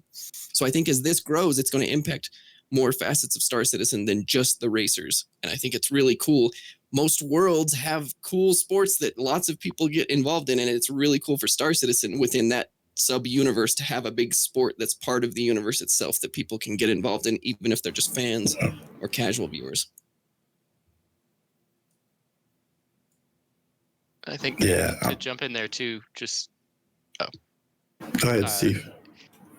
I think there's also an impact on the development too. Like I feel like, CIG saw some of the races, saw the community, and sort of kind of took the ball and ran with it in terms of like putting the tracks in the game and the missions. But I feel like that I'm hoping that's also kind of helping the developers, because they've talked now in some of the like shows or monthly reports about, or dev posts about balancing things for both racing and combat, because they're doing all the flight model changes. Like now they have tracks in the game, like the devs can go out there and they can benchmark themselves and they can see how the ships fly on actual racetracks. It's not theoretical anymore. So I'm kind of hoping that where this started is actually going to help make the flight better for everybody. Because you're right, like it's not just racing. Like flight is a huge part of what everybody does in the game. So like hopefully the fact that racing has now been sort of put into the game will help the flight just get better and better. Hey guys, I gotta hop off, but absolute pleasure, being here, and thanks for having me. And to all the pro racers tomorrow, good luck. It's gonna be exciting. So, yeah. Damn, Shaq. Good to I- talk to you, See you, Shaq. Shaq. 07. Catch you tomorrow, dude. See Good ya. luck on your race Yeah. tomorrow. Yep. Thanks. Yeah. Good luck. May the odds be ever in our favor. Don't crash into Splen. Yeah. Oh, we're back. Yes. That's definitely gonna. I think that's gonna happen. Yeah, we like each other too much. You like the inside Apex. All right, so Oh yeah, we do. Shaq was leaving when all the questions are getting tougher. yeah, no, we knew we had to leave early today. I just wanted to say like about XGR, like sort of its relation to racing and Star Citizen. When we came to Star Citizen, like we spent time on Grim Hex and we saw that viewing hall, right? We saw the screen and we saw track temporarily down. And my first reaction to you, Osage, just was, wait, they're actually gonna do racing? Like that's actually, because we're so used to Elite where racing is just like an afterthought that we're doing, the game isn't meant for it. But here, and then it clicked with me because I was like, oh yeah, wait, they're actually building racing ships like M50 Razor. They're racing ships. So of course there's going to be gameplay loops for this. And so like you look at those screens and like it just that one image with the leaderboard on that big monitor gets my imagination going. And like, dare I say, we still haven't got it, but we didn't want to wait. So we were going to create our own thing. And I feel like maybe this is like talking really big, but I feel like we did it first. Like we brought what that screen represents, we brought it to the verse before CIG did. And CIG saw it. They made racetracks. I feel like we definitely inspired as a community. So it's not just like XGR is us, but XGR is everybody in it. The racers participating. SCR is a website representing all these tracks and everything. Like CIG noticed it, they saw it, and they went with it. And now we have that. Even though we still don't have that Grim Hex monitor thing, because that requires actual gameplay that doesn't exist yet. They're leaning into it. They're doing it. And yeah, I think I already said it, but like we're a part of that emergent experience. Like it wasn't there yet, and we triggered it, we initiated it, and now let's see what CIG does with it while we're doing our own thing. Like, so I think XGR is integral to the racing that is in Star Citizen, And I hope that we can continue to be as we go forward. I hope we can continue to inspire. We react to you as a racer, what you enjoy and things that we can do better. So we shape our own racing formats, and CIG hopefully looks at that and then makes up their own opinion of that and brings tools. Yeah, treading definitely. unknown waters, exploring the frontiers before anybody else has, and being beta testers in a different kind of way, or alpha testers in a different kind of way. So we're going to talk a little bit about joysticks, but after that, we've got something very exciting. We've got some, and we promised this. We've got some prizes that we're giving away. We've got 2 pledges. Can someone look up what they were again for me? Can someone find out the 2? We're giving away some ground vehicles today. So this is when you tell your friends to tune in, give them the link to our Twitch, follow our Twitch if you aren't yet, but get them in here because we've got some trivia for you. We've got 2 questions, and our first question is coming up very soon. And we'll be giving away a ground vehicle that is just a ground vehicle pledge. And I think Steve is going to be telling you soon, TM, what it is. Oh, the question. Sorry. No, the ground vehicles. I don't remember what they were. So okay, someone is looking. Checking. Yeah, it's cool. I'll get it for you. I was looking at the question. No, that's fine. I've got the question. That's all taken care of. We just need to know what we're giving away. But so tell your friends to come tune in. This is when you tell them. Give them the link. Let's get them listening in. We really want to grow the audience. So give them the Twitch link and get them in here. Don't be sneaky thinking like, oh, if I don't give them to my friends, I have more chance of winning. That's not the friendly thing to do. But before we go to the trivia, joysticks. I kind of wanted Shaknu to be here because I wanted to hear him talk, but this is such a hot topic on the Discord all the time, and it is amazing. And it is sticks. What do you use, and how do you fly with your sticks, and what are your inputs and assignments, and how many axes do you have? Some people fly hose ass, some people fly dual stick, some people have pedals, some people use a stick and a mouse.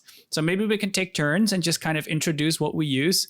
I'd like to go first, and then you guys can just, tell me, because I think between all of us, not one person is using the same setup. So it's really fun. So I'm using dual sticks. They're Virpils. I can point at them. Here's one at least. And, this is my left stick. It's mounted to my desk. I've got the same thing going on the other side. And Mace wearing pants. Am I? I've got, so this is my left stick. It's for flying forwards. It's for flying backwards. It's for flying left, for flying right. And on the other stick, I do all my my rotations and my yaw. But first, I always I have this mission. I want to talk about these guys because too little people use them. And these are incredible. They're analog levers that I operate with my my ring finger and my middle finger. And it is incredibly precise. It's like pressure position. It's insane. I use this for flying up. So I have this locked. I don't yaw with this stick. I actually use this to go up, and it's not common, and I want it to become more common. I want more people to know how amazing this is. So if I go to my other stick, like right here, this is my pitching and rolling. This is my yawing. That's the debate. Very curious to hear about you guys. I use this for yawing. Here I've got a pinky lever too, and that one is for going down. You don't really use that a lot. Typically gravity helps you, and you don't need it as much, but it feels great. Some people do it on pedals, so it's kind of similar to doing this on your pedals, but I've got them on the levers, and highly recommend people to read up about them. I might do a video on these because I want more people to know how amazing levers are. I think these are the greatest thing to 6DoF joystick inputs. Now I'll stop talking so other people can talk. I don't know if I can put my camera down, but I don't have pinky levers, but let's move the mic away. Just like B, camera, come here. I might not be able to see it, but let me move this side. Chair mounts. Chair mount. Oh, you're quiet, Louis. We can't hear you. Pulled the cable out. Yeah, he did something. We still can't hear you. He's trying to push to talk and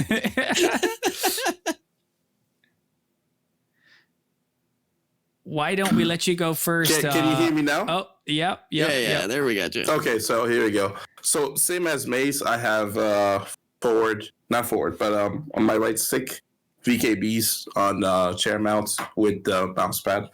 So I have pitch, and then I also have yaw, and roll Good is boy. this way. Good boy. And if I move to this side, camera, come on.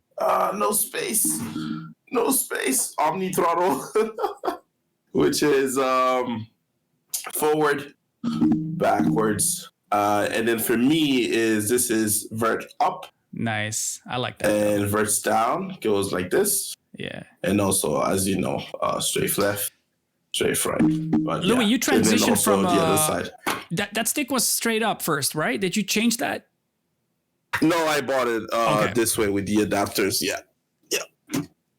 I like it on the Omni. I know, Ty, you're going to talk about this too. And I see an amazing intrigue there. I run exactly the same as Louis, so I'm not even going to bother with fighting with my camera. Exact same setup, even to the direction we're twisting for vert. So, Yeah. and I did though. I previously ran vertical, which I actually loved for verts anyways. It just clicked with my brain. Omni feels like I have less involuntary stick movement when I'm managing my verts, so that's a big positive. I wouldn't say it's like a drastic change, but it's definitely a positive in terms of like comfort and having that reliable positioning on the stick. And sorry, for verts, you pull back for verts and forward for down? Is Yeah, that it? motorcycle throttle for up. What's the comfort? Yeah. It makes sense, doesn't it? It's like up, Yeah. like a wheelie. Yeah. If Yeah. you were Up. going like that, that's the direction up. And then Who was it in chat again? We had it literally the other day. Someone was complaining about strain, and they had it the inverted way. So this was up. So they were doing this with their arm a lot, and it was starting to strain here, which makes sense for those on the podcast. Pointing at the upper side of the wrist, it makes sense because this is not the nicest motion. So it's the motorcycle throttle motion that you want to be doing most of the time. Most important question, though, Ty, how do you yaw? How do I yaw? Twist. Hell yeah! Right stick. Hell yeah, brother! Yeah. The way everybody should, right? And of course, roll on X. None of that. Yeah. Yeah, none of that. Weird. So how do we feel before Why is before roll you? on X? How do we feel about the fact that the ships in the game do it the other way around? Like they're all twist the roll. Silly.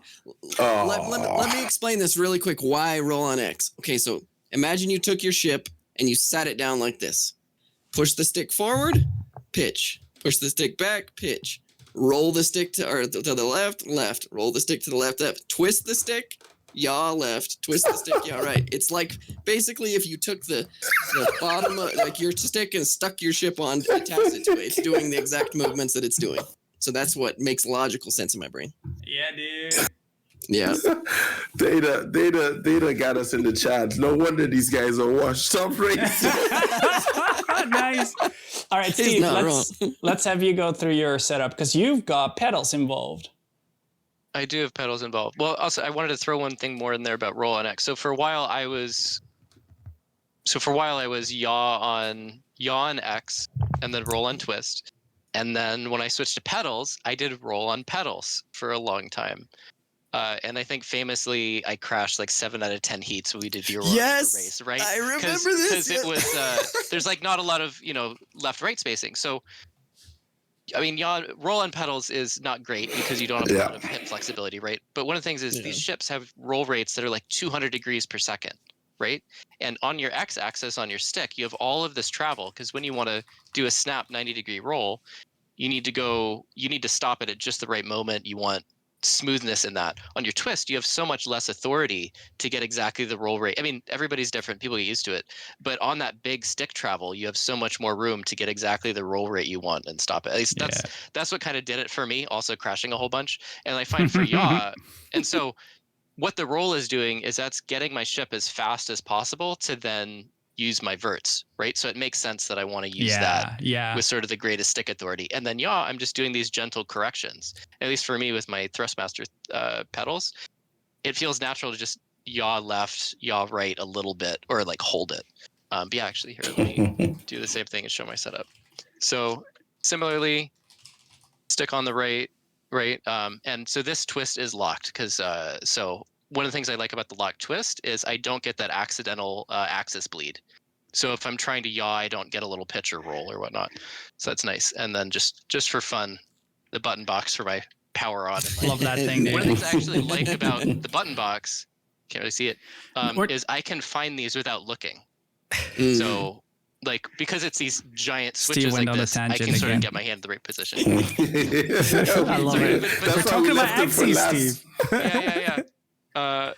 And then I have my, I guess, not Omni throttle. So I've got my old Thrustmaster throttle and the stick. Also, this is lock twist.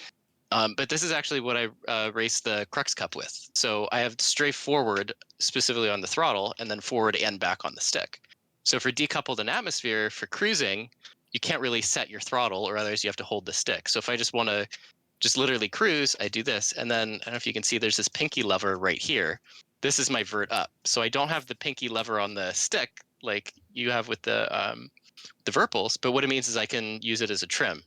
So atmosphere will go forward, roll the pinky lever just where I need it, and then I can just be hands off stick and the ship will be stable. Yeah, I like that a lot. And then I can't get under there and see the pedals, but I've got vert up and down on the toe brakes, and then left and right is the yaw. And that I actually like, because one of the things in racing, you're holding that pedal down, or like you're holding that strafe up for a good chunk of the race, and it does actually feel really natural to do that or feather it on the toe brake. I don't understand that though. Like, to be able to control basically 3 axes with your feet, like up, down, and left and right. That's weird. I know Turkin experimented with it. He couldn't get the hang of it, and I don't understand how you can literally analog the heels properly while also doing the rotating yaw motion. That's crazy.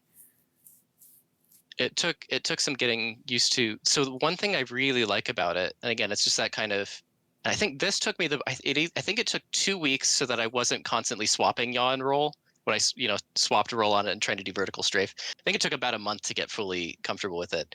But one of the things your hips and legs are actually really good at just holding a specific amount. So for yaw, like for camera work, we do formation fly.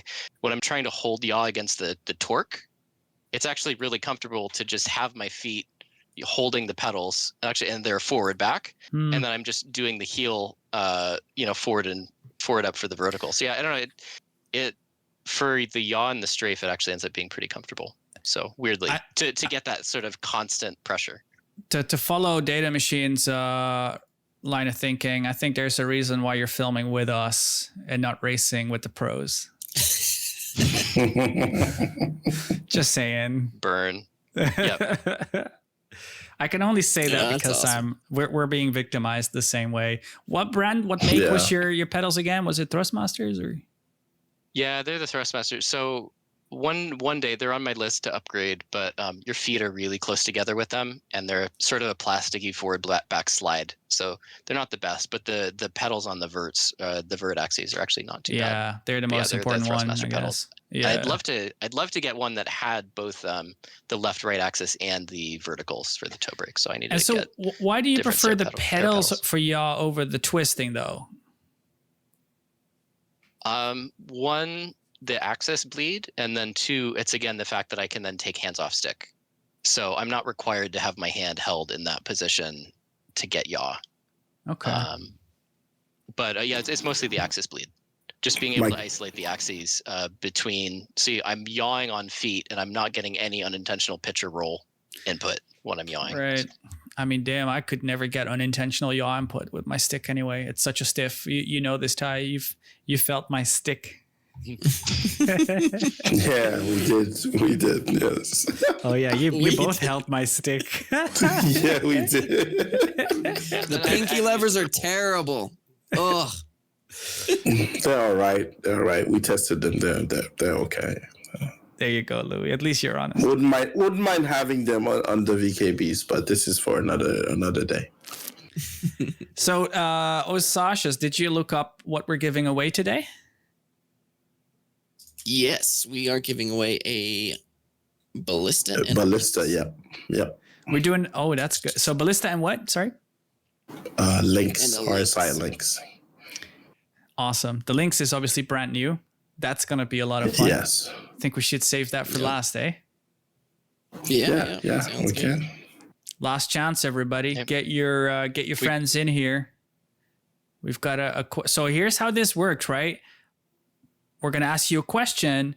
You're gonna go in the chat and give us the answer, and you better be right. And the first one to get the answer right wins a ballista. Yes. Yep. First one to get the right answer in chat All is right. the winner. Drum roll, please. I'll read it out. Here we go. It'll be on stream too. In what patch was the snake pit officially added to the live PU? Should have added some music. In what patch was the snake pit officially added to the PU? I'll give you a few minutes. Oh, We got you got it. Speedweed with the first. Speedweed. Why is it always speedweed? Oh, always beautiful. Speedweed, dude. That was quick.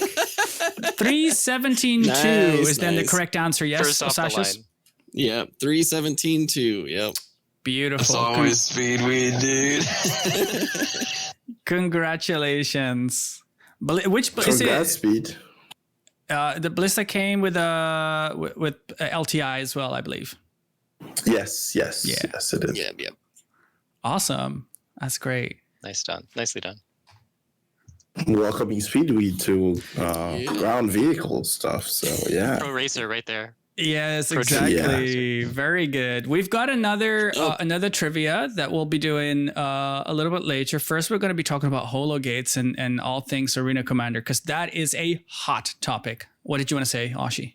I think something. I was going to say, poor Kalistar was seconds after Speedweed. Like, just a smidgen too late. But yeah, congrats. Yeah, And very blame it on good. the Twitch I'm surprised latency. he got he got it straight off the bat. That's pretty impressive. To the sub patch as well. That's great. So, you know, I had to look it up earlier because I couldn't remember, and it took me probably like and 10 you came minutes up with to the find question. Yeah, we did. Yeah, dude, that was great. That's awesome. So let's talk about holo gates, because they are coming to Arena Commander and they are amazing. The icebreaker is proving quite challenging without them. How do we feel about holo gates? What are our feelings? I'm very, very stoked. Mic test. You're good. Yep, we got you. Go Thank ahead, you. somebody else. I got lots to say on this. I'll come up. Okay, yeah, I guess I got a lot to say too, but one Well, is I have less. Oh. Then I'll go. Oh, come on, you I'll guys. just- you can know you You're go first. causing. Listen, Yeah. you realize I need to edit this, right? For YouTube. Thank you. Can you just Do you give your want us to answers? start over? Do you No, want I to don't. reintroduce No, all I the don't. gates? No, I don't. Cut. I think it's cool to have them and stuff, and I can't wait to test them in Arena Commander. I wish we could have them in the PU in a way where it's optional. I know you both were gonna mention that.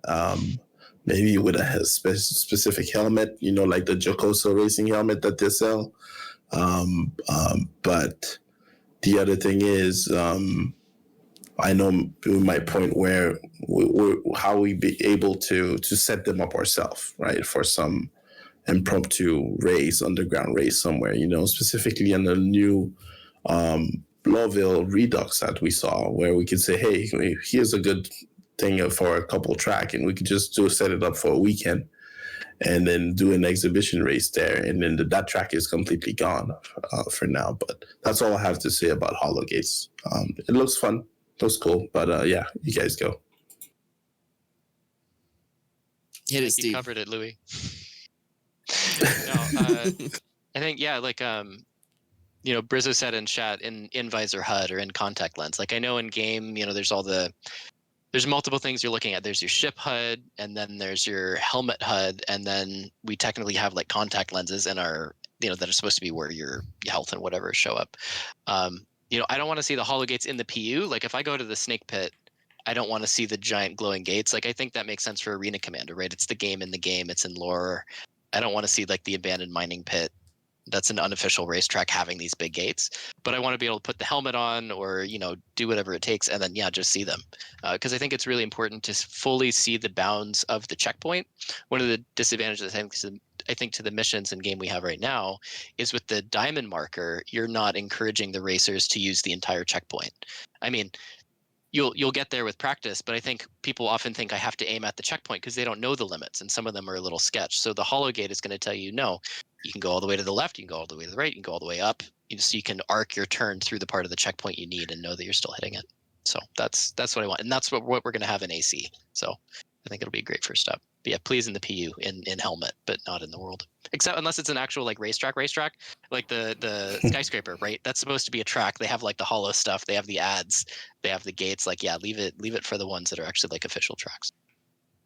Who said they were official tracks? I think that's an assumption.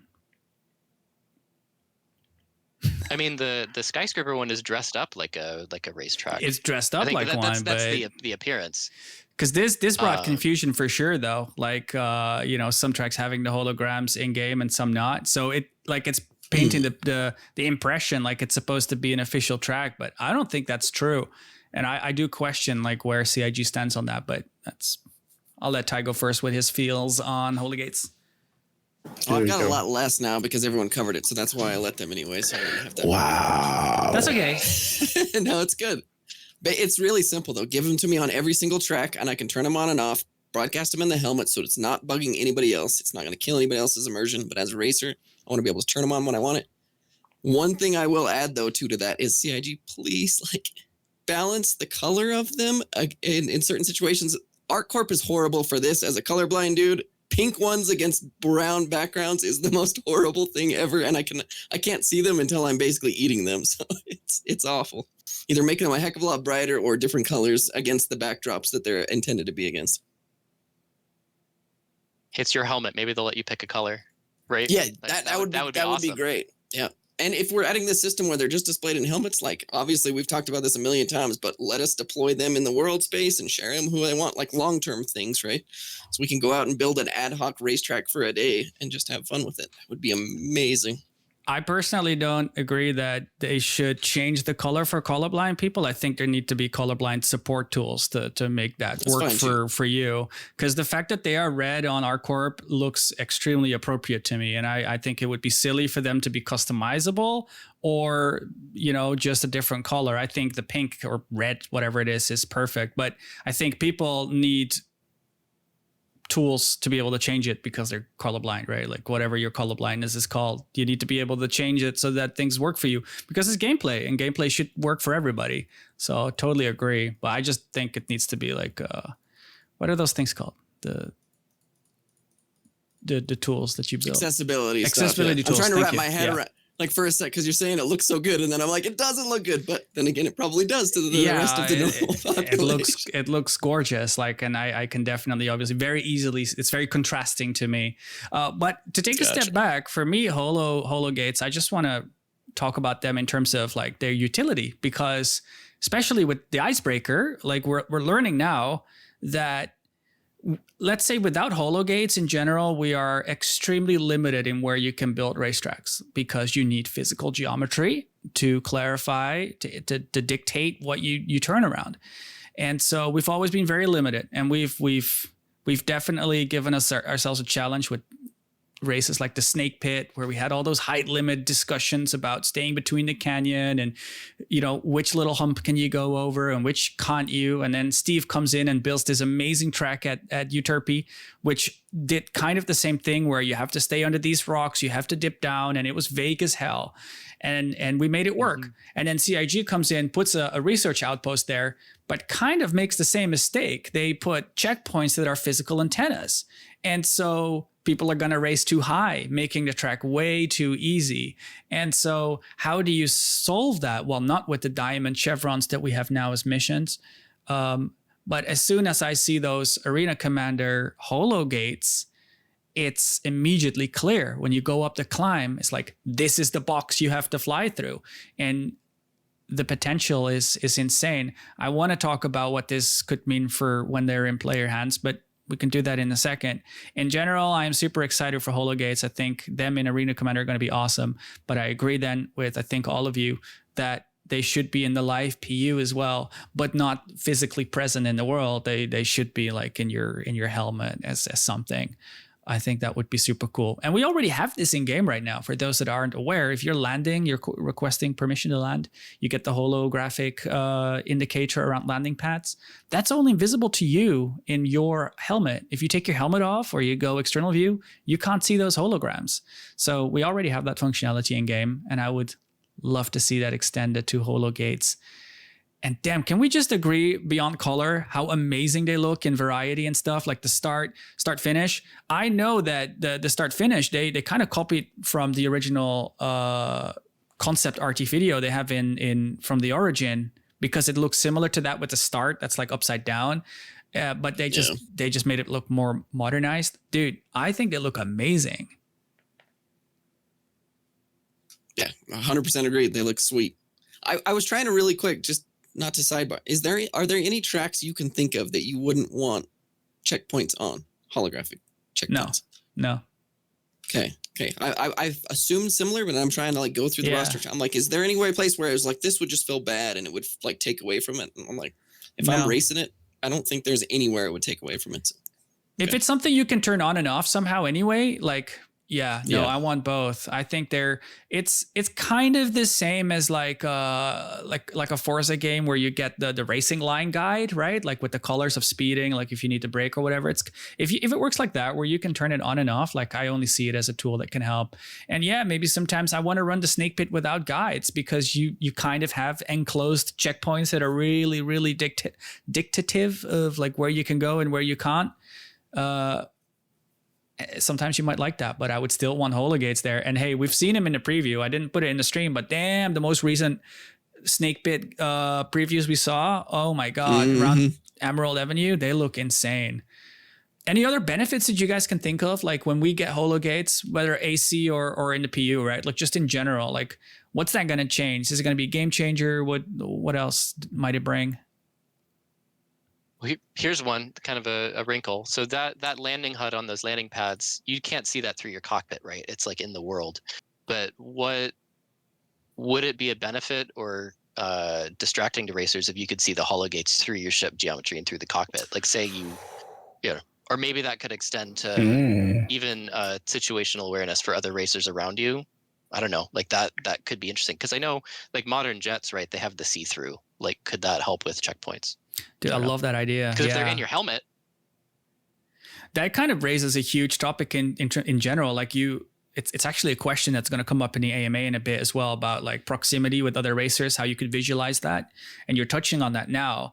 And think about the landing HUD, which we're still supposed to get, right? Where you can see how you're approaching a landing pad and how you're landing at night vision. All of those things could potentially be see-through the whole of your ship. I definitely see the potential. I wouldn't want it on, always, because I want to feel cozy in my cockpit without getting stuff projecting through it. But dude, if that was an option, like targeting and that sort of stuff, that would be super cool. Yeah. Yeah, if you could turn it on.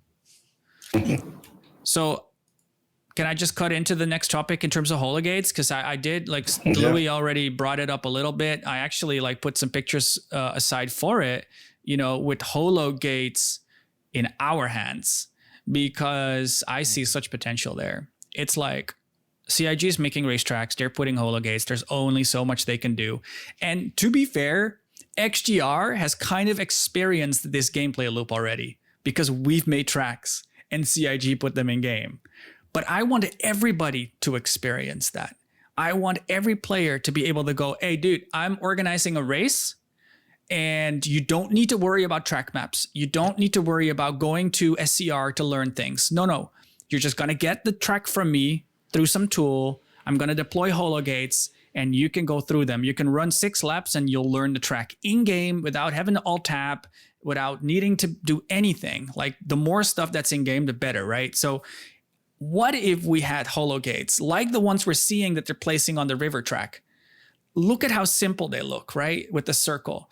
Imagine that the player has access to them through a mobiGlas app or something where they can just deploy them, but deploy them in a sense where they're only visible to them through their little visor. And then they can share that track with other racers. And this reminds me of like impromptu racing in GTA 5 or Forza, you know, where you're driving out in the open world and you say to a guy, hey, I'm going to challenge you to a race. This is the end point. And you just start going. Like, that's what I want to see in Star Citizen. That is how racing works in GTA 5 Online, where people make their own races. And the content is literally endless because you don't need any physical geometry. You could literally go to Daymar and set up a bunch of holographic checkpoints running through canyons, and just by having those holo gates around, you're forcing people to run these amazing tracks, and there could be infinite amounts, and there could be a system that allows you to vote for them, like in these other online games where shitty ones get not upvoted and awesome ones do get upvoted, and then they get shared more often, and then they get played more often, and you're going to find people sort of ending up going like all collecting in that same spot, running that lap or running that race all the time. Like, dude, I want access to those holo gates. I want to put them down. End of rant. I love how far you're taking that to like all of this. I totally get it. That would be awesome. I'll be super happy with bare minimum functionality just so that we could deploy them and it's shared with the party or something like that. But obviously, the more we get, the better. Because like you said, this is going to open up just so much more potential content. Like I said, pickup race today. Everybody meet up at New Babbage, and we're going to fly off to this spot. And I've got this track kind of planned out in my brain. We're going to hurry up and share it with everybody, and we're going to go race. Nobody's ever seen it, and we can do it. Don't got to go watch a video, try to tow people around 10 times. Let's race. Dude, we're getting outpost building. Yeah.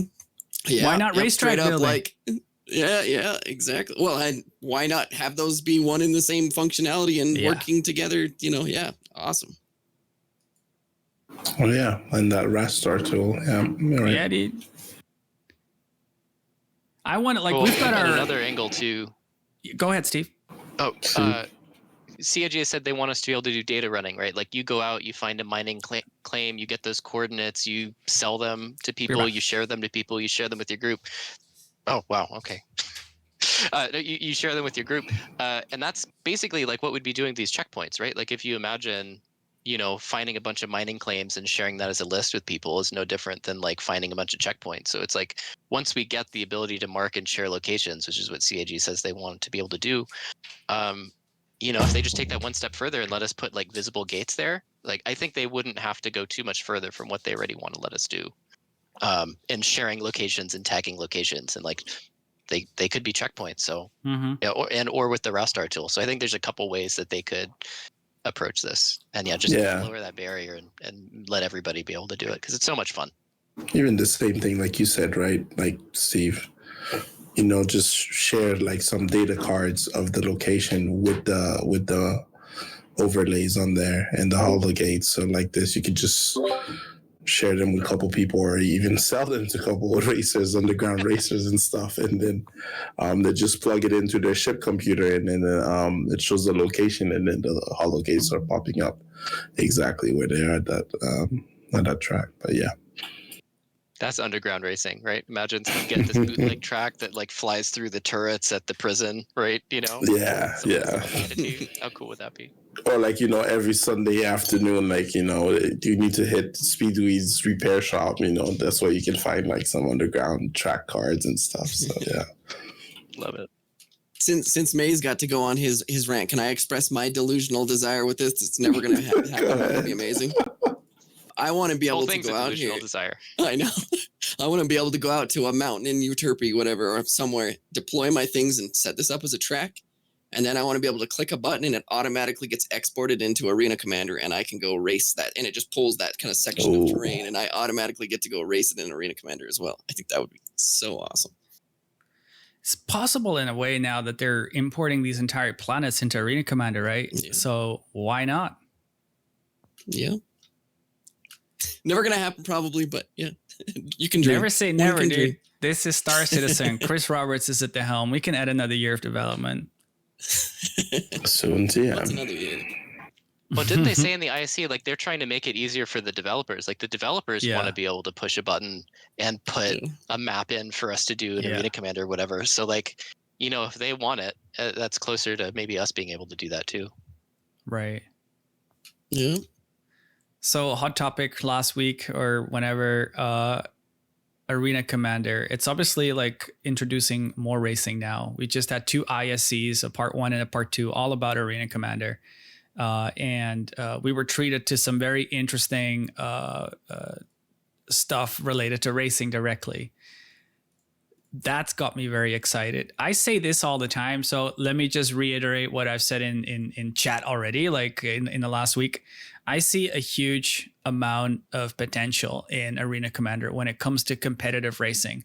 I shared a little earlier my view of the future, you know, with what sim racing can be with Star Citizen, and I see that happening in Arena Commander, where it's a lot easier to set up races, where you can get together in a private lobby, you can have grids auto form, you can have race directing happen automatically through tools that track you.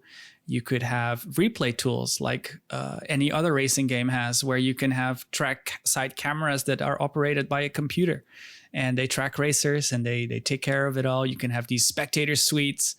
I see a huge potential there, and I think there's a good chance that some of our racing in the near future anyway is going to happen in Arena Commander because of the ease of access, the being able to set game rules, you know, no shields, no boost, shield banging, 6 laps, time tracking, all of that stuff. I see huge potential. We know it's coming to AC with the holo gates and everything that they're building now. So I'm really curious to see what the future looks like. I obviously people are saying, yeah, but racing in the PU, it's all about the immersive experience of all the support and logistics that come around it. And that's very true. The death of a spaceman, the risk of losing your body or your ship. And that doesn't go away. That's still, you know, it's appealing and it's true. And there's going to be underground racing and there's going to be racing for pink slips, if you will, and all that. But I have a feeling personally that the competitive esports sim racing stuff is going to be AC. What do you guys think?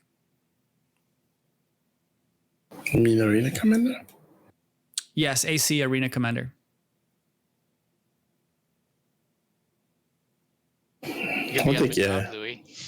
Yeah, that's just get my mind in shambles. I'm trying to think, but I think like, yeah, just like you said, Maze, you know, with the tools that it actually offers and stuff, and you know, and actually there's less performance hit for now, right, to everyone's rig and stuff. So you could have like, you know, if they let us use the experimental modes and, you know, set our own type of races and everything else, and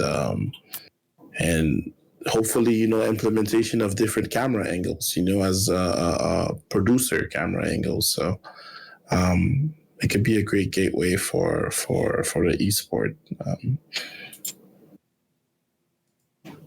But we'll have to see. We'll have to see how it goes. So this is a nice shot right there. Just think about our hosting, right? Like we typically do, like, let's say it's party start at the hour, party launch in 15 minutes. Everybody has to go to the ASAP terminals, travel with their ships. The stream starts 15 minutes after that. And we're probably not ready because people are running into issues. Then we still need to line up the grid. Then we finally get going. Then the sun goes down, which you probably can control in AC, right? Because the daylight isn't long enough. So there's just so much going on that hampers the potential of racing and esport competitive sim racing stuff in particular. Not the let's get together and have fun. No, that stuff that requires time schedules and stream times and keeping things tidy and organizing the results and you know, relying on systems. If all of that shit becomes easy in the PU, of course I'd pick PU over AC any day. But I see AC taking the lead in the near future anyway. Yeah, you did a good job of laying out kind of the the reason for AC and stuff like that. Obviously, it still has a lot of functionality that's going to need to develop to be able to support that. Both our filming, being able to host and set up things and actually get everybody there to do it. I'm hoping that some of that functionality that they develop for AC, like hollow gates, things like that they're working on, can also cross-pollinate and come back to the PU so we can have this environment where kind of both can be done at the same time. This is just speaking my personal dreams, is that in the long run, I hope that XGR as an organization and our setup can grow big enough to where we could have major racing series setups, like division racing, whatever it might be, in both the PU and AC, and be able to have this kind of dichotomy between, and people that want to race in one or the other or both at the same time. I obviously think that the esports more competitive side is going to migrate AC, just like you mentioned, for all the reasons that you mentioned. But my hope is that we can have a lot of really serious racing on both sides. And I think that's going to create this system where people can really enjoy the racing side of Star Citizen in multiple ways, or just the way that really works for what they can do. Yeah, it's true. Like, I can imagine something like, imagine all of our racing happening in AC, but then the final race that's streamed, the pro guys, like you do that in a live PU, for example. You'd still need all those tools from AC, because otherwise, like, it doesn't work. But well, I'm just even imagining, like, say we have like a Stanton Cup like thing that's hosted in the PU, and there's a team that's running that, and we have division racing that happens in Arena Commander, and those could live side by side, and people that want to race in both can race in both. People that want to just race in one can race in one. Yeah. I hope that we can, grow enough to be able to support something like that in the future. XGR is hiring. XGR is hiring. Yeah, always. Yeah. Any more? Louis, you're frozen, by the way. No, I think you all brought up really good points. I think one thing about the competitive angle, like part of, I think, that high level of competition is controlling as many variables as possible so people are in a very sort of level competitive environment. So like AC, maybe they'll eventually let us pick the time and the weather, but for now it's always going to be the same time of day. The sun's never going to slow down. There's never going to be wind. So like there's a lot of these factors that will make that playing field more level and let people get to sort of that higher level of competition, I think. On the flip side, that's one of the things I really like about the PU is you need that level of adaptability. You don't necessarily, you need to practice in different time of day and different weather conditions. It is kind of a racing for keeps. Like I like that angle, but I realize that kind of takes it a little bit further away from okay, we want people to race the thing that they've practiced. And like in AC, it'll be the same conditions. At the same time, I feel like AC is really going to make, people said practice in AC, race in the PU. Like in the PU, it takes some level of playing and setup to the point that you can spawn, get to your ship, go to the track, and run laps. So you have to learn the track. You have to already have your spawn set beforehand. Like there's a lot of things that need to happen. Whereas in AC, like you'll be able to boot up the game, run laps for 20 minutes, scratch that itch and put it away. So like for me, I think I'll probably be more of the just like casual, it doesn't matter if I blow myself up and throw myself into the wall. Like I'll probably have fun in AC, but the more serious side for me will probably be the PU. So it might actually be the opposite. So I really do I'm like excited. that though, Steve. I really like that practice in AC, race in the PU. Like I can imagine the appeal. Like there's the biggest reason why I don't spend more time trialing or running laps or whatever is because of the hassle of having to go across the system, setting your spawn, getting your ship claimed, doing the thing.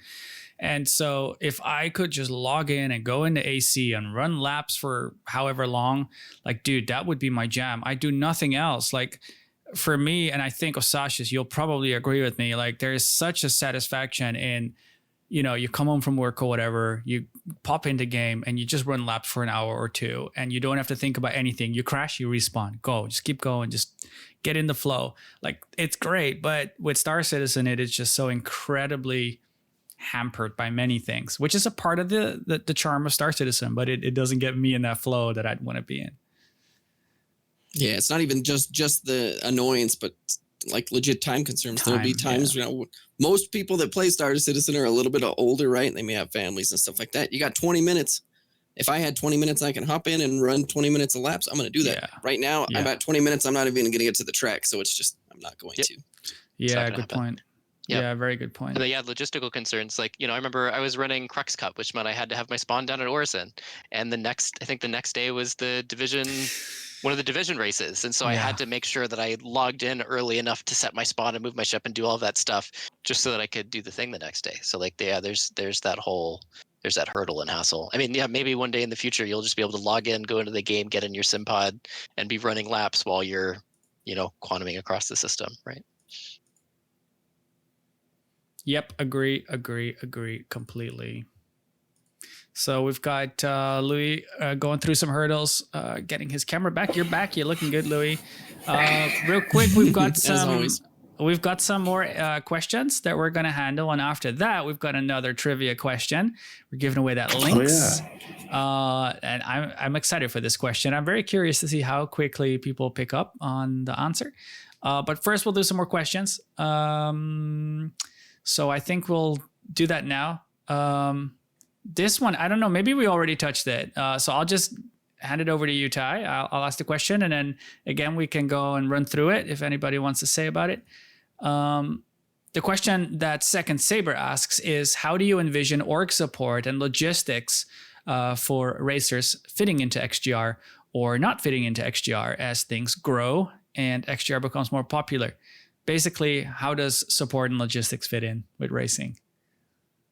Yeah, we kind of touched on this before. Yeah, like you said, I imagine a lot of things organically happening, and people that are like the racing scene or fans but are more interested in being a hauler or being a medic, wanting to come and participate in the ways that they want to participate. I think there's tons of opportunity when we talk about the PU side for people that like are racing fans, and I'm a medic and I want to come save guys as they crash. I think that could be so cool and bring in a lot more non-racers to the racing scene.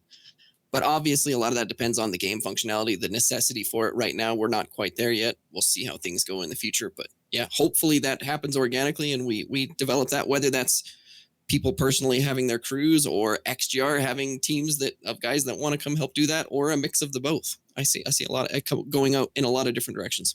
Yeah. I think, yeah, I don't know. It's a good question, because if you imagine, like right now, sometimes we'll have room for spectators in a server, right? And sometimes that's somebody, I think with the Yadar race, it maybe was Satyr, like I think someone ferried fresh ships to the start line or something like that. So I could definitely see clean up something in the future. Yeah, clean up. Like I could see in the future saying like maybe it's a different format or something formalized, because we don't have necessarily stuff about this, but it could be cool to be able to tag someone in as someone on your team that's your support for the server, or maybe, and being able to highlight that, it's not just you as the racer name, but it's you representing, you're the tip of the spear for your whole org, right? Because, folks have been mining and salvaging and grinding to get the money, to get the ship, to then get you so that you could practice and get into the race. Like, it might be cool to sort of see, that it's not just the racer, it's all the folks that have sort of helped them get to that point. So I don't know. It's a cool idea, right? Because there's a lot that goes into it besides just the person in the cockpit, even with the races we have now, right? There's a cool thing in real life racing, whether it's Formula One or motocross that I'm used to. Like, you have an individual that's won this race with their vehicle and stuff, but you have an entire team of individuals that have supported them and made that possible. So you see some guy winning a championship, and it's not just him celebrating, it's this entire crew and team that made that possible. There's something really special about that hopefully one day in the long run we might see in Star Citizen reflected as well. Agree. Yeah, the victories belongs to the whole team, right? It's everybody's little contributions that made it happen. Yeah. Yeah, we see that with team races even. The ones where people have to either work together or Dave Morelli, Steve, you raced as a team with Shaq New and everyone else. Like, totally get that. So Strasek says, spill the beans on Stanton Cup details. That's not a question. I've got nothing to say. I don't know about you guys. Soon TM. We're gonna basically we're hitting a bit of a summer break, and then stuff will come. I don't know. I spent so long looking forward, like just seeing the beautiful graphic with all of the tracks. Like for months I've been wanting to see the races happen at those tracks and get out there. And we've got beautiful Glen, and then, or at least the roster was back to 0G racing. We haven't done 0G racing, and then it was going to be to the Snake Pit. So it's back and forth. I'm really looking forward to it. Yep. I'll just say, I know soon TM is a non-answer in a lot of cases, but in this case, it is not. I promise it's not. It's not just something we're thinking about. Yeah, I can't. it's on a rotating thing, right? Like that's our plan. We can say that. Like it's there's no secret. We're gonna have like to balance our own time. That's the thing. Again, it comes back to how many people are there. Brizzo saying no break for division racing, please. I'm sorry, I'm gonna be away. Ty's gonna be away. You know, we just can't do it all the time. So it's a hobby for us. Like we're hosting as a hobby, but we can't always do it. So there will be a bit of a pause. And then after that, we'll just continue. We'll pick it up, and Standing Cup is going to be thrown into the rotation, essentially. Yeah. I'll just say we're obviously going to keep the break as short as physically possible. So, but yeah. Data Machine has a really interesting question. It's a long one, so I'm going to try and slim it down a little bit. But it's a cool one, something I've thought about a lot. Never raised it. The question is, where do we stand on the convenience of the convenience of stuff around racetracks? Like people want to be able to spawn their ships there. How do we feel about that? You know, Data Machine suggests that it makes sense for a racer, but maybe not in the context of lore and the context of the gameplay elements that we will have in the future. And I'll just very shortly say, I kind of agree that there shouldn't be ship spawners there because that's not in the spirit, right? Sure, the icebreaker is now kind of turned into this huge outpost, and you could argue that maybe there will be hangars there. But I think we know in the future that we're going to have persistent hangars. You know, your system, your ship isn't just going to get claimed all the time, and you're not going to just spawn your ship all the time. So in the future, you're not going to have these ship spawners. So from that point of view, I would say just don't put ship spawners at tracks now because it's not how it's going to be. Yep. I think this is where AC comes into the equation. AC can be the convenience model to get your ship there. Practice, doesn't matter. And in the PU, things make sense for what should have a ship spawner there and what shouldn't. And I think it should be a variety. Somewhere out in the middle of freaking nowhere with no buildings anywhere around, it doesn't make sense for them to just slap something down. But in places where it does make sense, we've got them. His side question, maybe you want to touch on it, is and as a side question, does the lore of of all of that is it important to you? For me, it is. For absolutely, yeah. Yes. For the PU, yes. Yeah. Yep. There was a monthly report back before, I think maybe the racing was announced, but we didn't have any details. But it talked about the devs looking into the possibility of putting like ship spawners or rental terminals or whatever close to the track locations. And I think that's the only thing we heard about it. So I think it might be something where I think CIG maybe thought about it and then maybe ultimately, at least it didn't go in with this version of racing and we didn't hear anything about it. So I would imagine they probably had a similar discussion. Like, does it make sense? Does it not? I think it's no mystery why a lot of the XGR tracks are really close to either around a space station, close to a space station, or close to a landing zone, right? Like that travel time is kind of minimized. Like, you know, Lorville outskirts is, you know, a short QT or a short flight down from Everest Harbor up ahead. So I think, yeah, I don't know. Hope, you know, maybe in your fever dream, Sasha's with the ability to pluck a location out of the PU and throw it into AC, like you definitely be able to scratch that itch, right? Yeah, this is just something we're going to lean into more with PU racing, especially when it comes to pyro. We know that's going to be way more wide open, barren. Like probably a lot of the tracks that we may find and really want to do there might not be anywhere nearby. And that leans into the reason for having logistics. People want to haul ships for you to locations and stuff like that. You take some of that out of the equation if you can just snap your fingers and spawn your ship right next to the track. So. Yeah, for sure. Isn't the Apollo's coming, right? I think CIG said they're working on the Apollo. Yep. Maybe sure. The hospital ship. Yeah. Just because I know, like, one of the things we've seen with like snake pit racing, there'll be folks with orgs. They'll bring the 890 or the Carrack so that there's that spawn bed next to the spawn terminal at the outpost there. It's like I wonder if we get more. I think the Apollo is supposed to be Even one of the that ships seems that'll weird let you to me, respawn though. something like that. But the whole Carrack spawn loop, like, it makes no sense to me. I don't know what the future gameplay is. I think it will get removed. I think they're going to remove it from the tier 2s. It'll only be the tier 1, something like that. I don't know. Something like that. Details, you basically need like a flying like hospital to be able to do it. It can't just be a little, little teeny med thing. But. Anyway, we're digging deep into the future of Star Citizen now. Durnk, Derek asks, how close to the skill ceiling do you think racing has come? Do you think there's potential for huge leaps to still happen in time trials? Dude, that's such a good question. My mind is blown personally in terms of what people are doing. For me, I don't know how you feel, Ty, but for me, there was a long time where I was like, I wonder how many people are going to actually rise to the occasion. Like, are people going to be able to get, like, when you look at the other esport games where they're doing the deterministic racing, where it's like, you can replay the same, I can't think of the name of the game, Trackmania.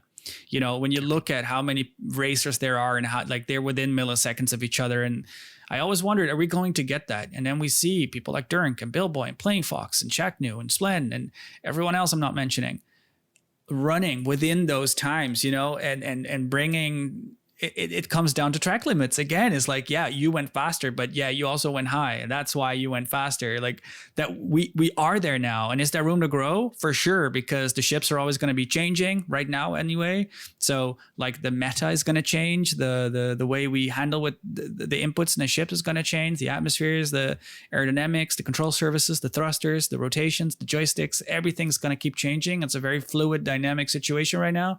So I think there will be this huge battle for a long time, and I think the more people come to the scene, basically, the bigger that will become. And I think with everyone putting their time trials on SCR, it's inspiration to everybody, so like people can learn from each other. And I think we are pretty high up, to be honest. I feel like it's an not the opposite of an exponential curve. I feel like we've grown a lot, and it's kind of like it's going to slow down a little bit now, but we're going to keep growing, but the gaps are going to be less substantial because we're really high. Yeah, it's a matter of perspective to some degree, right? So when talking specifically about time trials, there's diminishing returns at the top. You have these big leaps and people get faster and faster, and then you get up to that top 5-10 second squish. Every bit that you increase, you're just going to get those few more milliseconds and squeeze it down. When we talk about the bigger picture of racing, though, as a lot of these guys get faster time trials, they really get good at some of these tracks. Then you get all of these other things into equation when it comes to racing, which is in terms of consistency over multiple races, being able to be that guy that's not only winning once and out of a fluke, but winning again and again and again.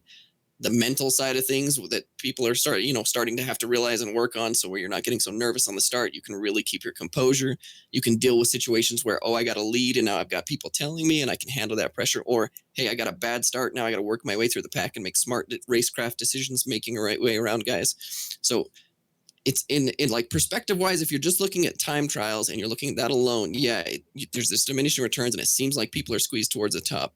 But when you look at the bigger picture of racing as a whole, those guys that are really going to be like the ultimate premier racers and stuff, which we have some of those guys like that are developing into that. Like there's still a lot to go for a lot of these guys. Second Saber says, is the podcast an elimination format? We're losing. We're losing out left and right.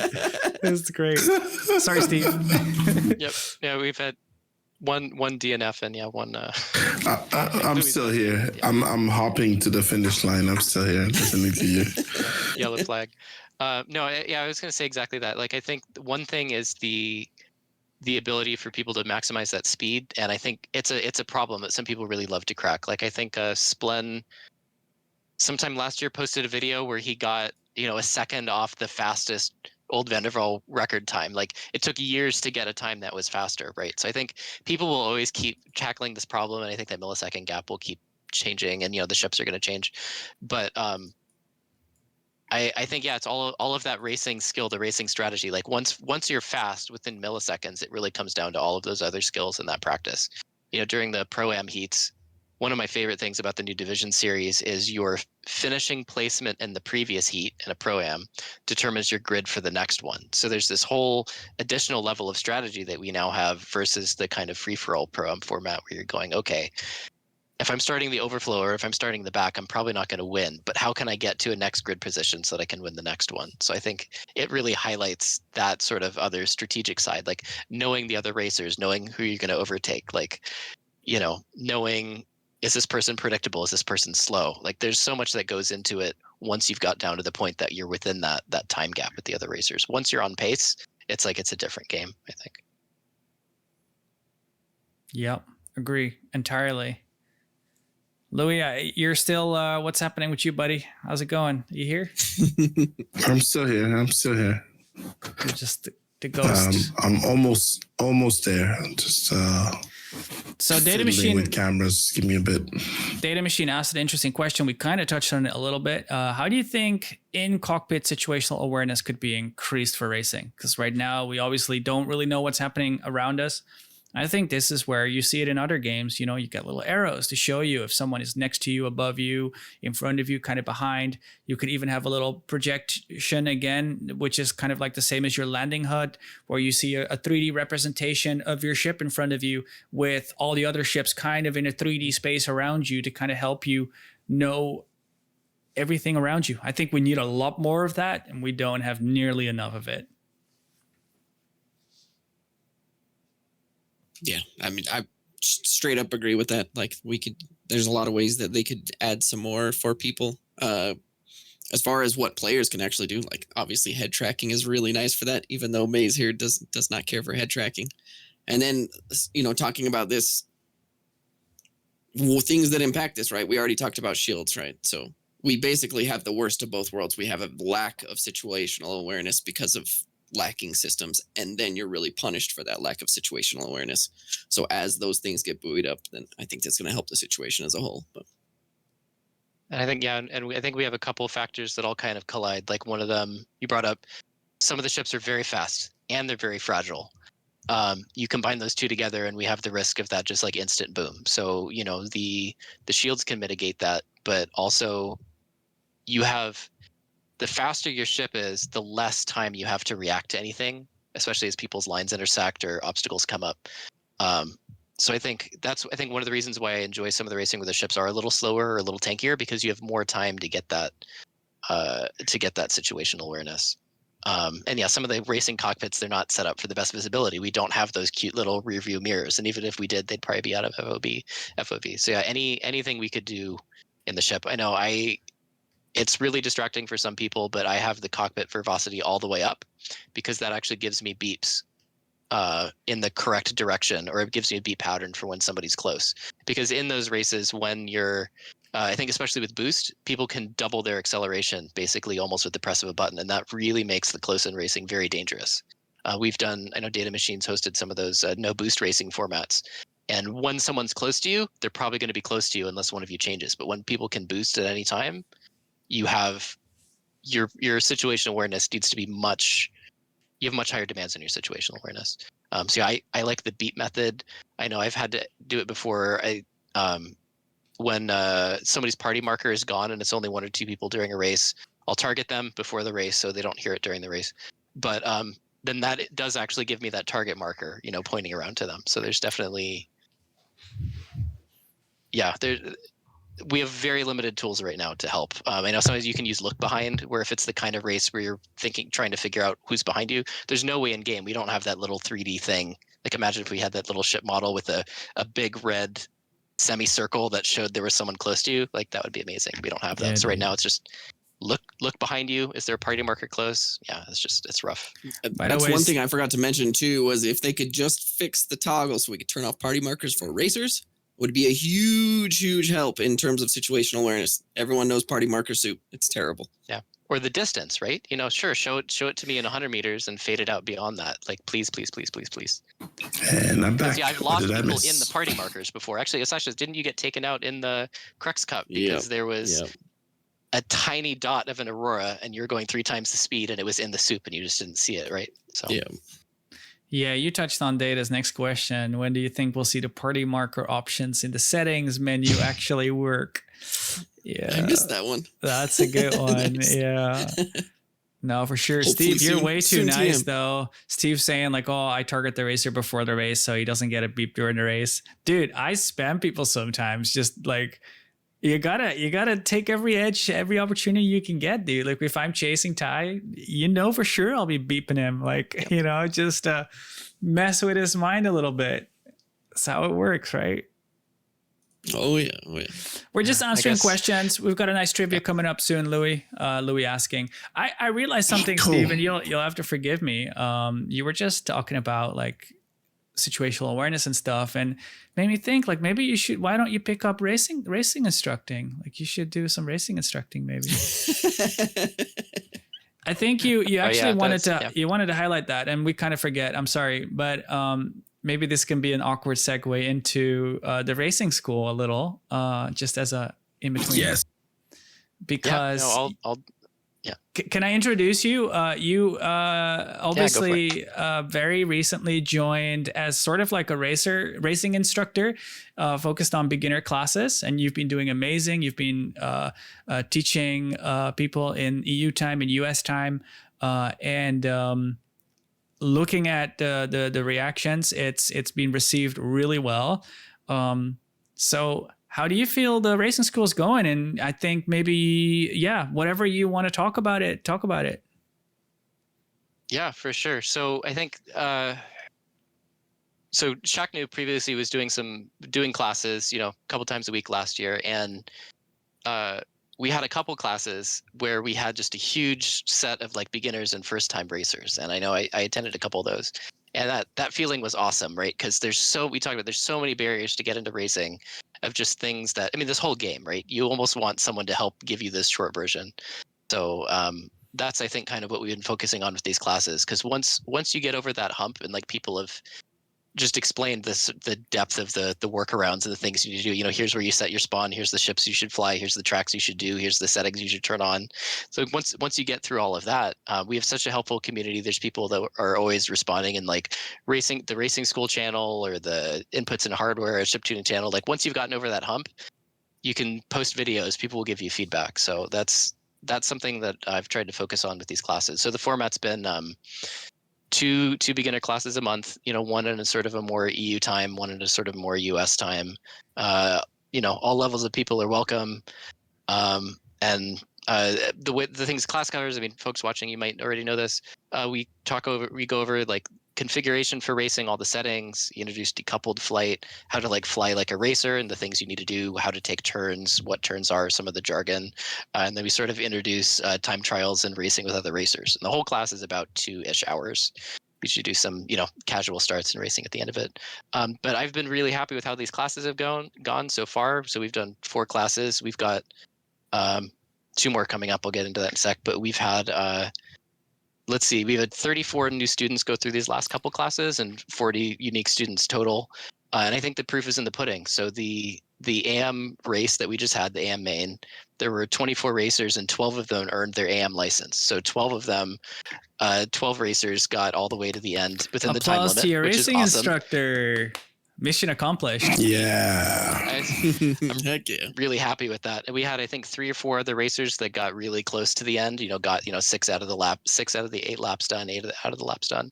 And then we had 5 racers who had their first beginner class in April and May of those 12 who got the pro license. So they basically went right from the racing school class all the way into getting their AM license. Really, really happy and just how helpful everybody's been. We've also had other people who are more pros or AM racers coming into the classes and helping answer questions and gives tips, because I don't want it to just be me talking for 2 hours. Like there's so many people that have great questions and great feedback and great perspectives. And there's no one way to race. It's really just about getting over that hurdle. So I'm pumped. I'm looking forward. So the next 2 classes are going to be at the Snake Pit. If you are, and mouse and keyboard is totally okay. We have some mouse and keyboard racers, and there's a lot that you can learn about racing. You can get times up to some of the fastest times, like within a couple percentage points. So don't, it's a different style of flying, but mouse and keyboard is totally fine. Don't be discouraged for sure. Yeah, Nope. absolutely. You don't need any specific peripherals to go racing. 100%. Yep. Socrates, Lagos. Yeah, and Lagos, one of the folks that did the flip, so they went from student license to pro license in one series, and they were racing mouse and keyboard. I'm So pretty sure. awesome.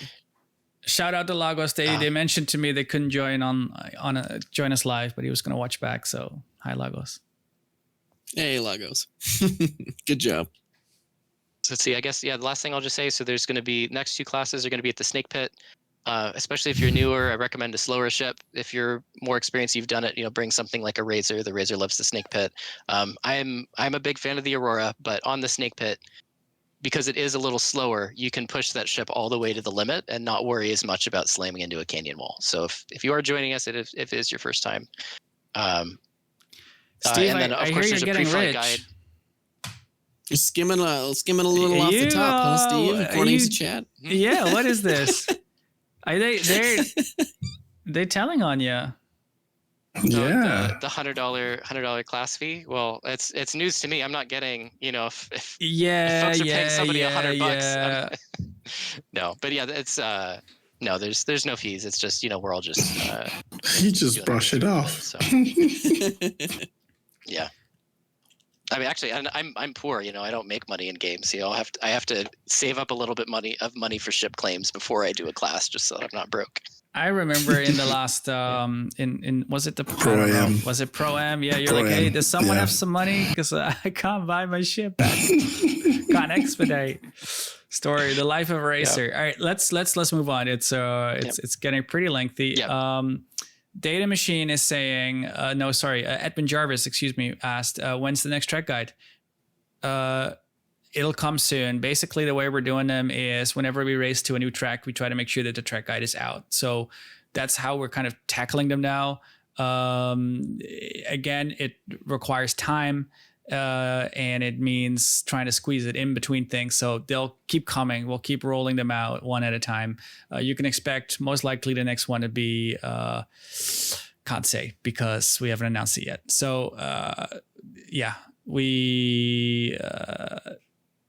more info soon. As soon as we announce the next track, you can imagine that there'll be a track guide for it. So that's all I got really. And then Numinos asked AC or PU. Well, we kind of covered it already in links. So let's do some trivia. We got another giveaway. It's a links, right? Actually, yeah. I was just say there was a question in chat I thought was actually pretty decent. But so Creative Dogs asks, what's it like to use a HOTAS, hands on throttle and stick? And they see most people using HOSAS to dual stick in video, and they're wondering if it's feasible to race with HOTAS due to the limited access. I guess probably the short version, you have on most throttles, you're gonna have fewer axes and less travel on them. So it's definitely going to be trickier. It entirely depends on the racing you're doing, the ship and the track. Like I actually do race the Crux Cup HOTAS because you are full throttle all the way and you're just dialing your verts. But yeah, I think most people use sticks just because you have all the travel and you have all 6 axes. So you will probably be doing, it would be more feasible for Atmo and more feasible for slower ships rather than faster ones. But I think it would be tough to do 0G with the HOTAS. Yeah, or race coupled or gear down. Basically, you need help to hover because you don't have analog verts. The other or thing, lats, because you roll sideways and you don't have that. Yeah. Very good point. Yeah, that's often forgotten. That's a good point. It's hard. Anything's possible. Coupled will save you in a lot of that, and then anything's possible. So let's do some trivia, guys. Let's hit the trivia. We've got another question. We're giving away the links, and I do want to ask first, who prefers the links over the Ursa? For me, it's still the Ursa. Oh, I don't know. I haven't driven a Lynx yet, so I can't say anything. Just the looks. I can't remember what the Lynx looks like. So. Oh, Looks is the Lynx, I think, specifically with that. It's like the Nomad on wheels. It's a Nomad on wheels. Specifically with that blue paint, that XGR blue paint, I call it, with the blue glass on the Lynx. I think the Lynx and the Ursa. I like it a little more industrial looking. That's why I like the Ursa still. Like the Lynx is too fancy for me, dude. It's why I can't fly I like 890s. Nah, well, what about you, Steve? Call me when they've got thrusters on top to minimize my airtime. Good Call me point. when they got thrusters on bottom so I can maximize my airtime. That's what I want. Scared. I want thrusters on all sides so I can control my rotations in the air. Do that motocross thing where you rotate. No, dude. Well, the Lynx, I think you're going to be able to pull components out of it. I think you can't out of the Ursa. So the Lynx is going to be able to do cooler swaps, I guess. That's when your cooler dies. We'll see. Yeah. That'll be a problem of the past at some point. Yeah, no, they'll fix all that. But no, I just the styling is a little. I know there's like champagne bottles in the back. I don't know, it's a little fancy. Yeah, Sasha's- we can't Sorry, do the demo rally with that. It'll be interesting. Trivia. Let's hit it. We've got another question. Let's do it. First one to answer this one correctly will win themselves a Lynx with LTI. Get your pens ready. What's that, Lee? I can see Twitch is like several people typing. Several people typing. There ain't no question yet, though, but I do wonder what race number is displayed on the base paint of what we now call the Mirai Razor. What is the race number on the base paint? We got some questions or some answers coming in. I got the answers. Yeah. Don't see the right answer just yet.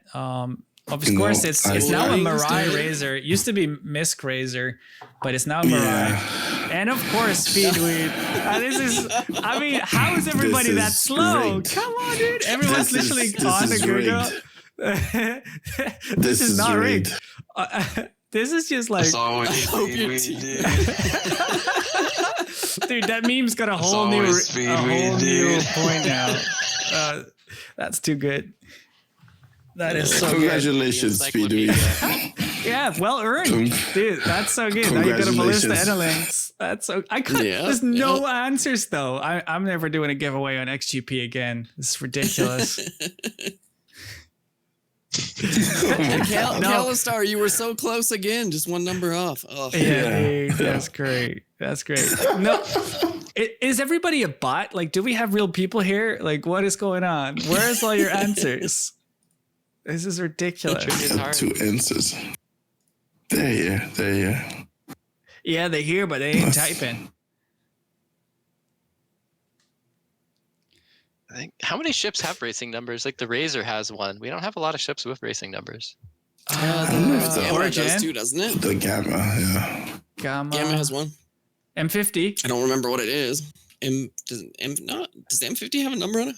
Does it not say I don't know if it M50 has a number. somewhere? Yeah, that doesn't count. We're talking about racing number. Because Data said too busy Googling to find the answer. LOL. That's too good. That's all good. Congrats, That's all good. Speedweed. So we were going to talk. Memory. We were going to talk about SCR a little bit. Diplo didn't end up making it today. So remind me, what can we talk about? I know he's going to be hosting a championship at some point or doing something, some kind of race. Don't want to say anything because I don't know if I'd say something that's wrong. So I'll leave that up to him. I will say I'm so happy to see him join our family as an XGR VIP. Obviously, he's always been a part of racing, right? Like with how much he has supported us with SCR and the overlays. Like a lot of what we do wouldn't be possible without him. Like seriously, it's insane. But I'm repeating myself. We've said that so many times. So for him to kind of step a little closer just allows us to work together even better. And it's a great thing. But he gets enough of my love, so that's all he gets. Love you, Diplo. Thank you for everything you do. You're all right. Thanks, Diplo. Yeah, it's awesome. Just the overlays, all the tools. It's just there's so many things that we used to do manually that get automated, and the more things that get automated, we can do even more cool manual stuff, or we can do stuff faster. So it's just it's just let us do more further. One all day the he'll tools, become everybody obsolete. can see everybody's time trials. Yeah. Just like Louis. Soon TM, yeah, definitely. Won't need you anymore, Soon dude. we'll get Louis AI. It's the new Chat GPT, but it's just Louis AI, and he's just going to do all the button mashing. Yeah. Who knows? I might just hop into racing and win some ships myself. I never know. Oh, I didn't know you were that funny, There Louis. you go. Listen to it. Start with trivia. Yeah. Yeah. That's great. We won't need Louis. We won't need Diplo. We won't need our cameramen. I mean, you'll still need commentators, right, Ty? We still got a job. No, that'll all be AIs with AI voices, and stuff, and they'll just naturally react to what's going on the screen. So Maze GPT.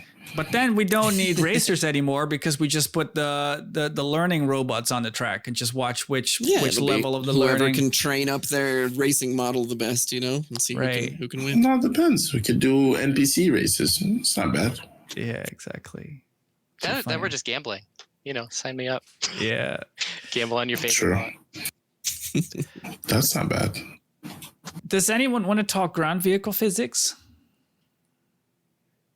Oh, not until I see what they have to offer, because they did It's not all promise emphasis. something before. But yeah.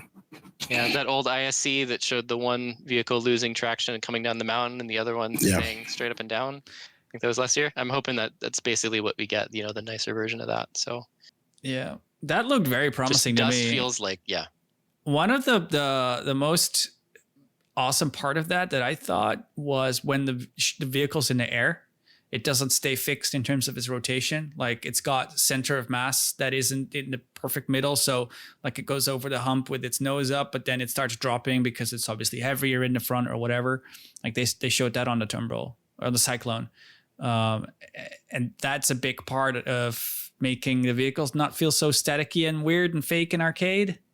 I think that's going to be a lot of fun. And of course the traction and everything else.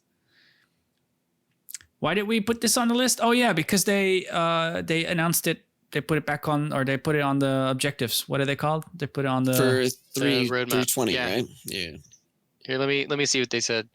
Updates and improvements Deliverables. to current ground vehicle movement parameters and simulation, allowing for more robust tuning and identity between various ground vehicles. Yeah, that's so So, important, like, right?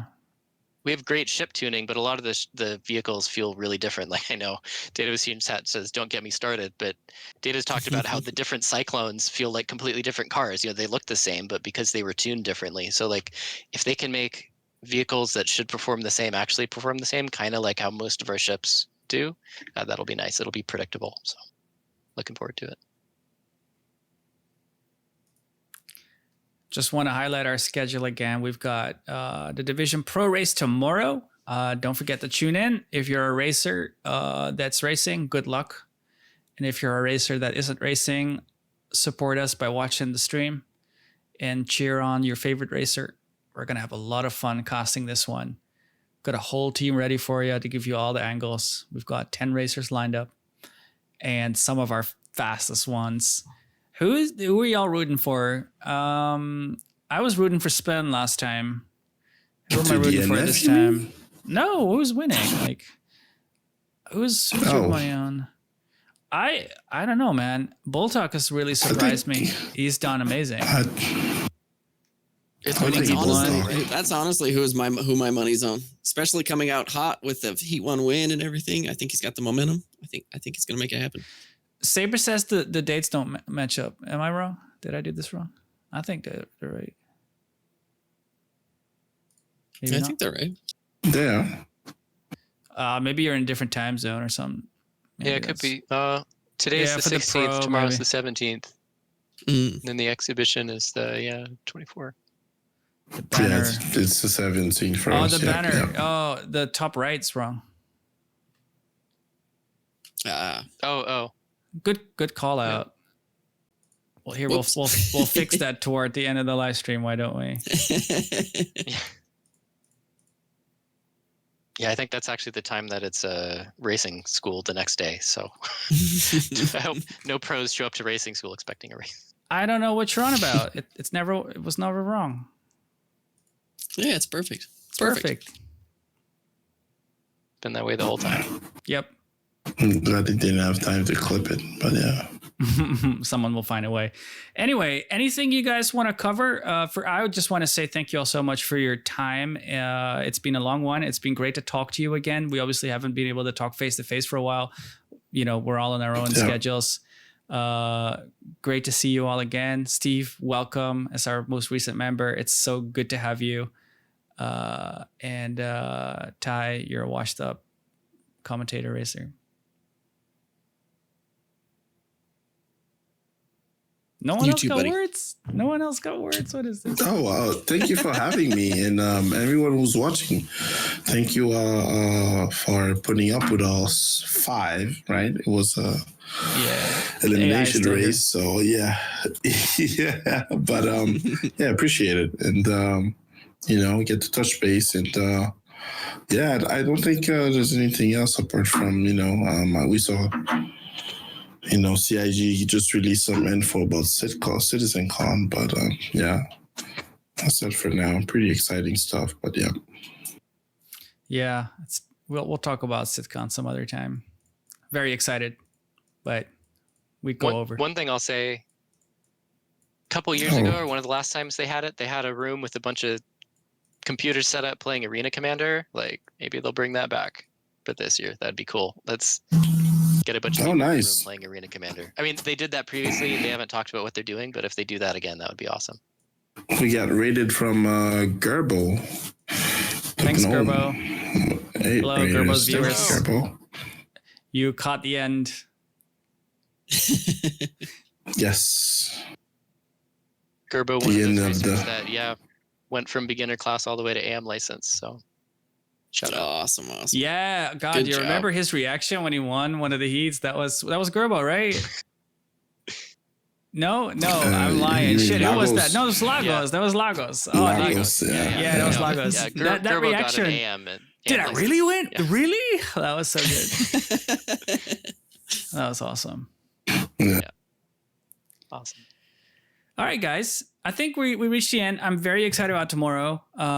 So tune in again. We're going to go Division Pro Racing, and it is going to be super spectacular. Congratulations to It's Always Speedweed for winning 2 ground vehicles today.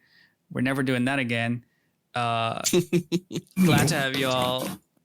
And stay tuned for more information on our race schedule coming soon. Summer holiday breaks, all that shit.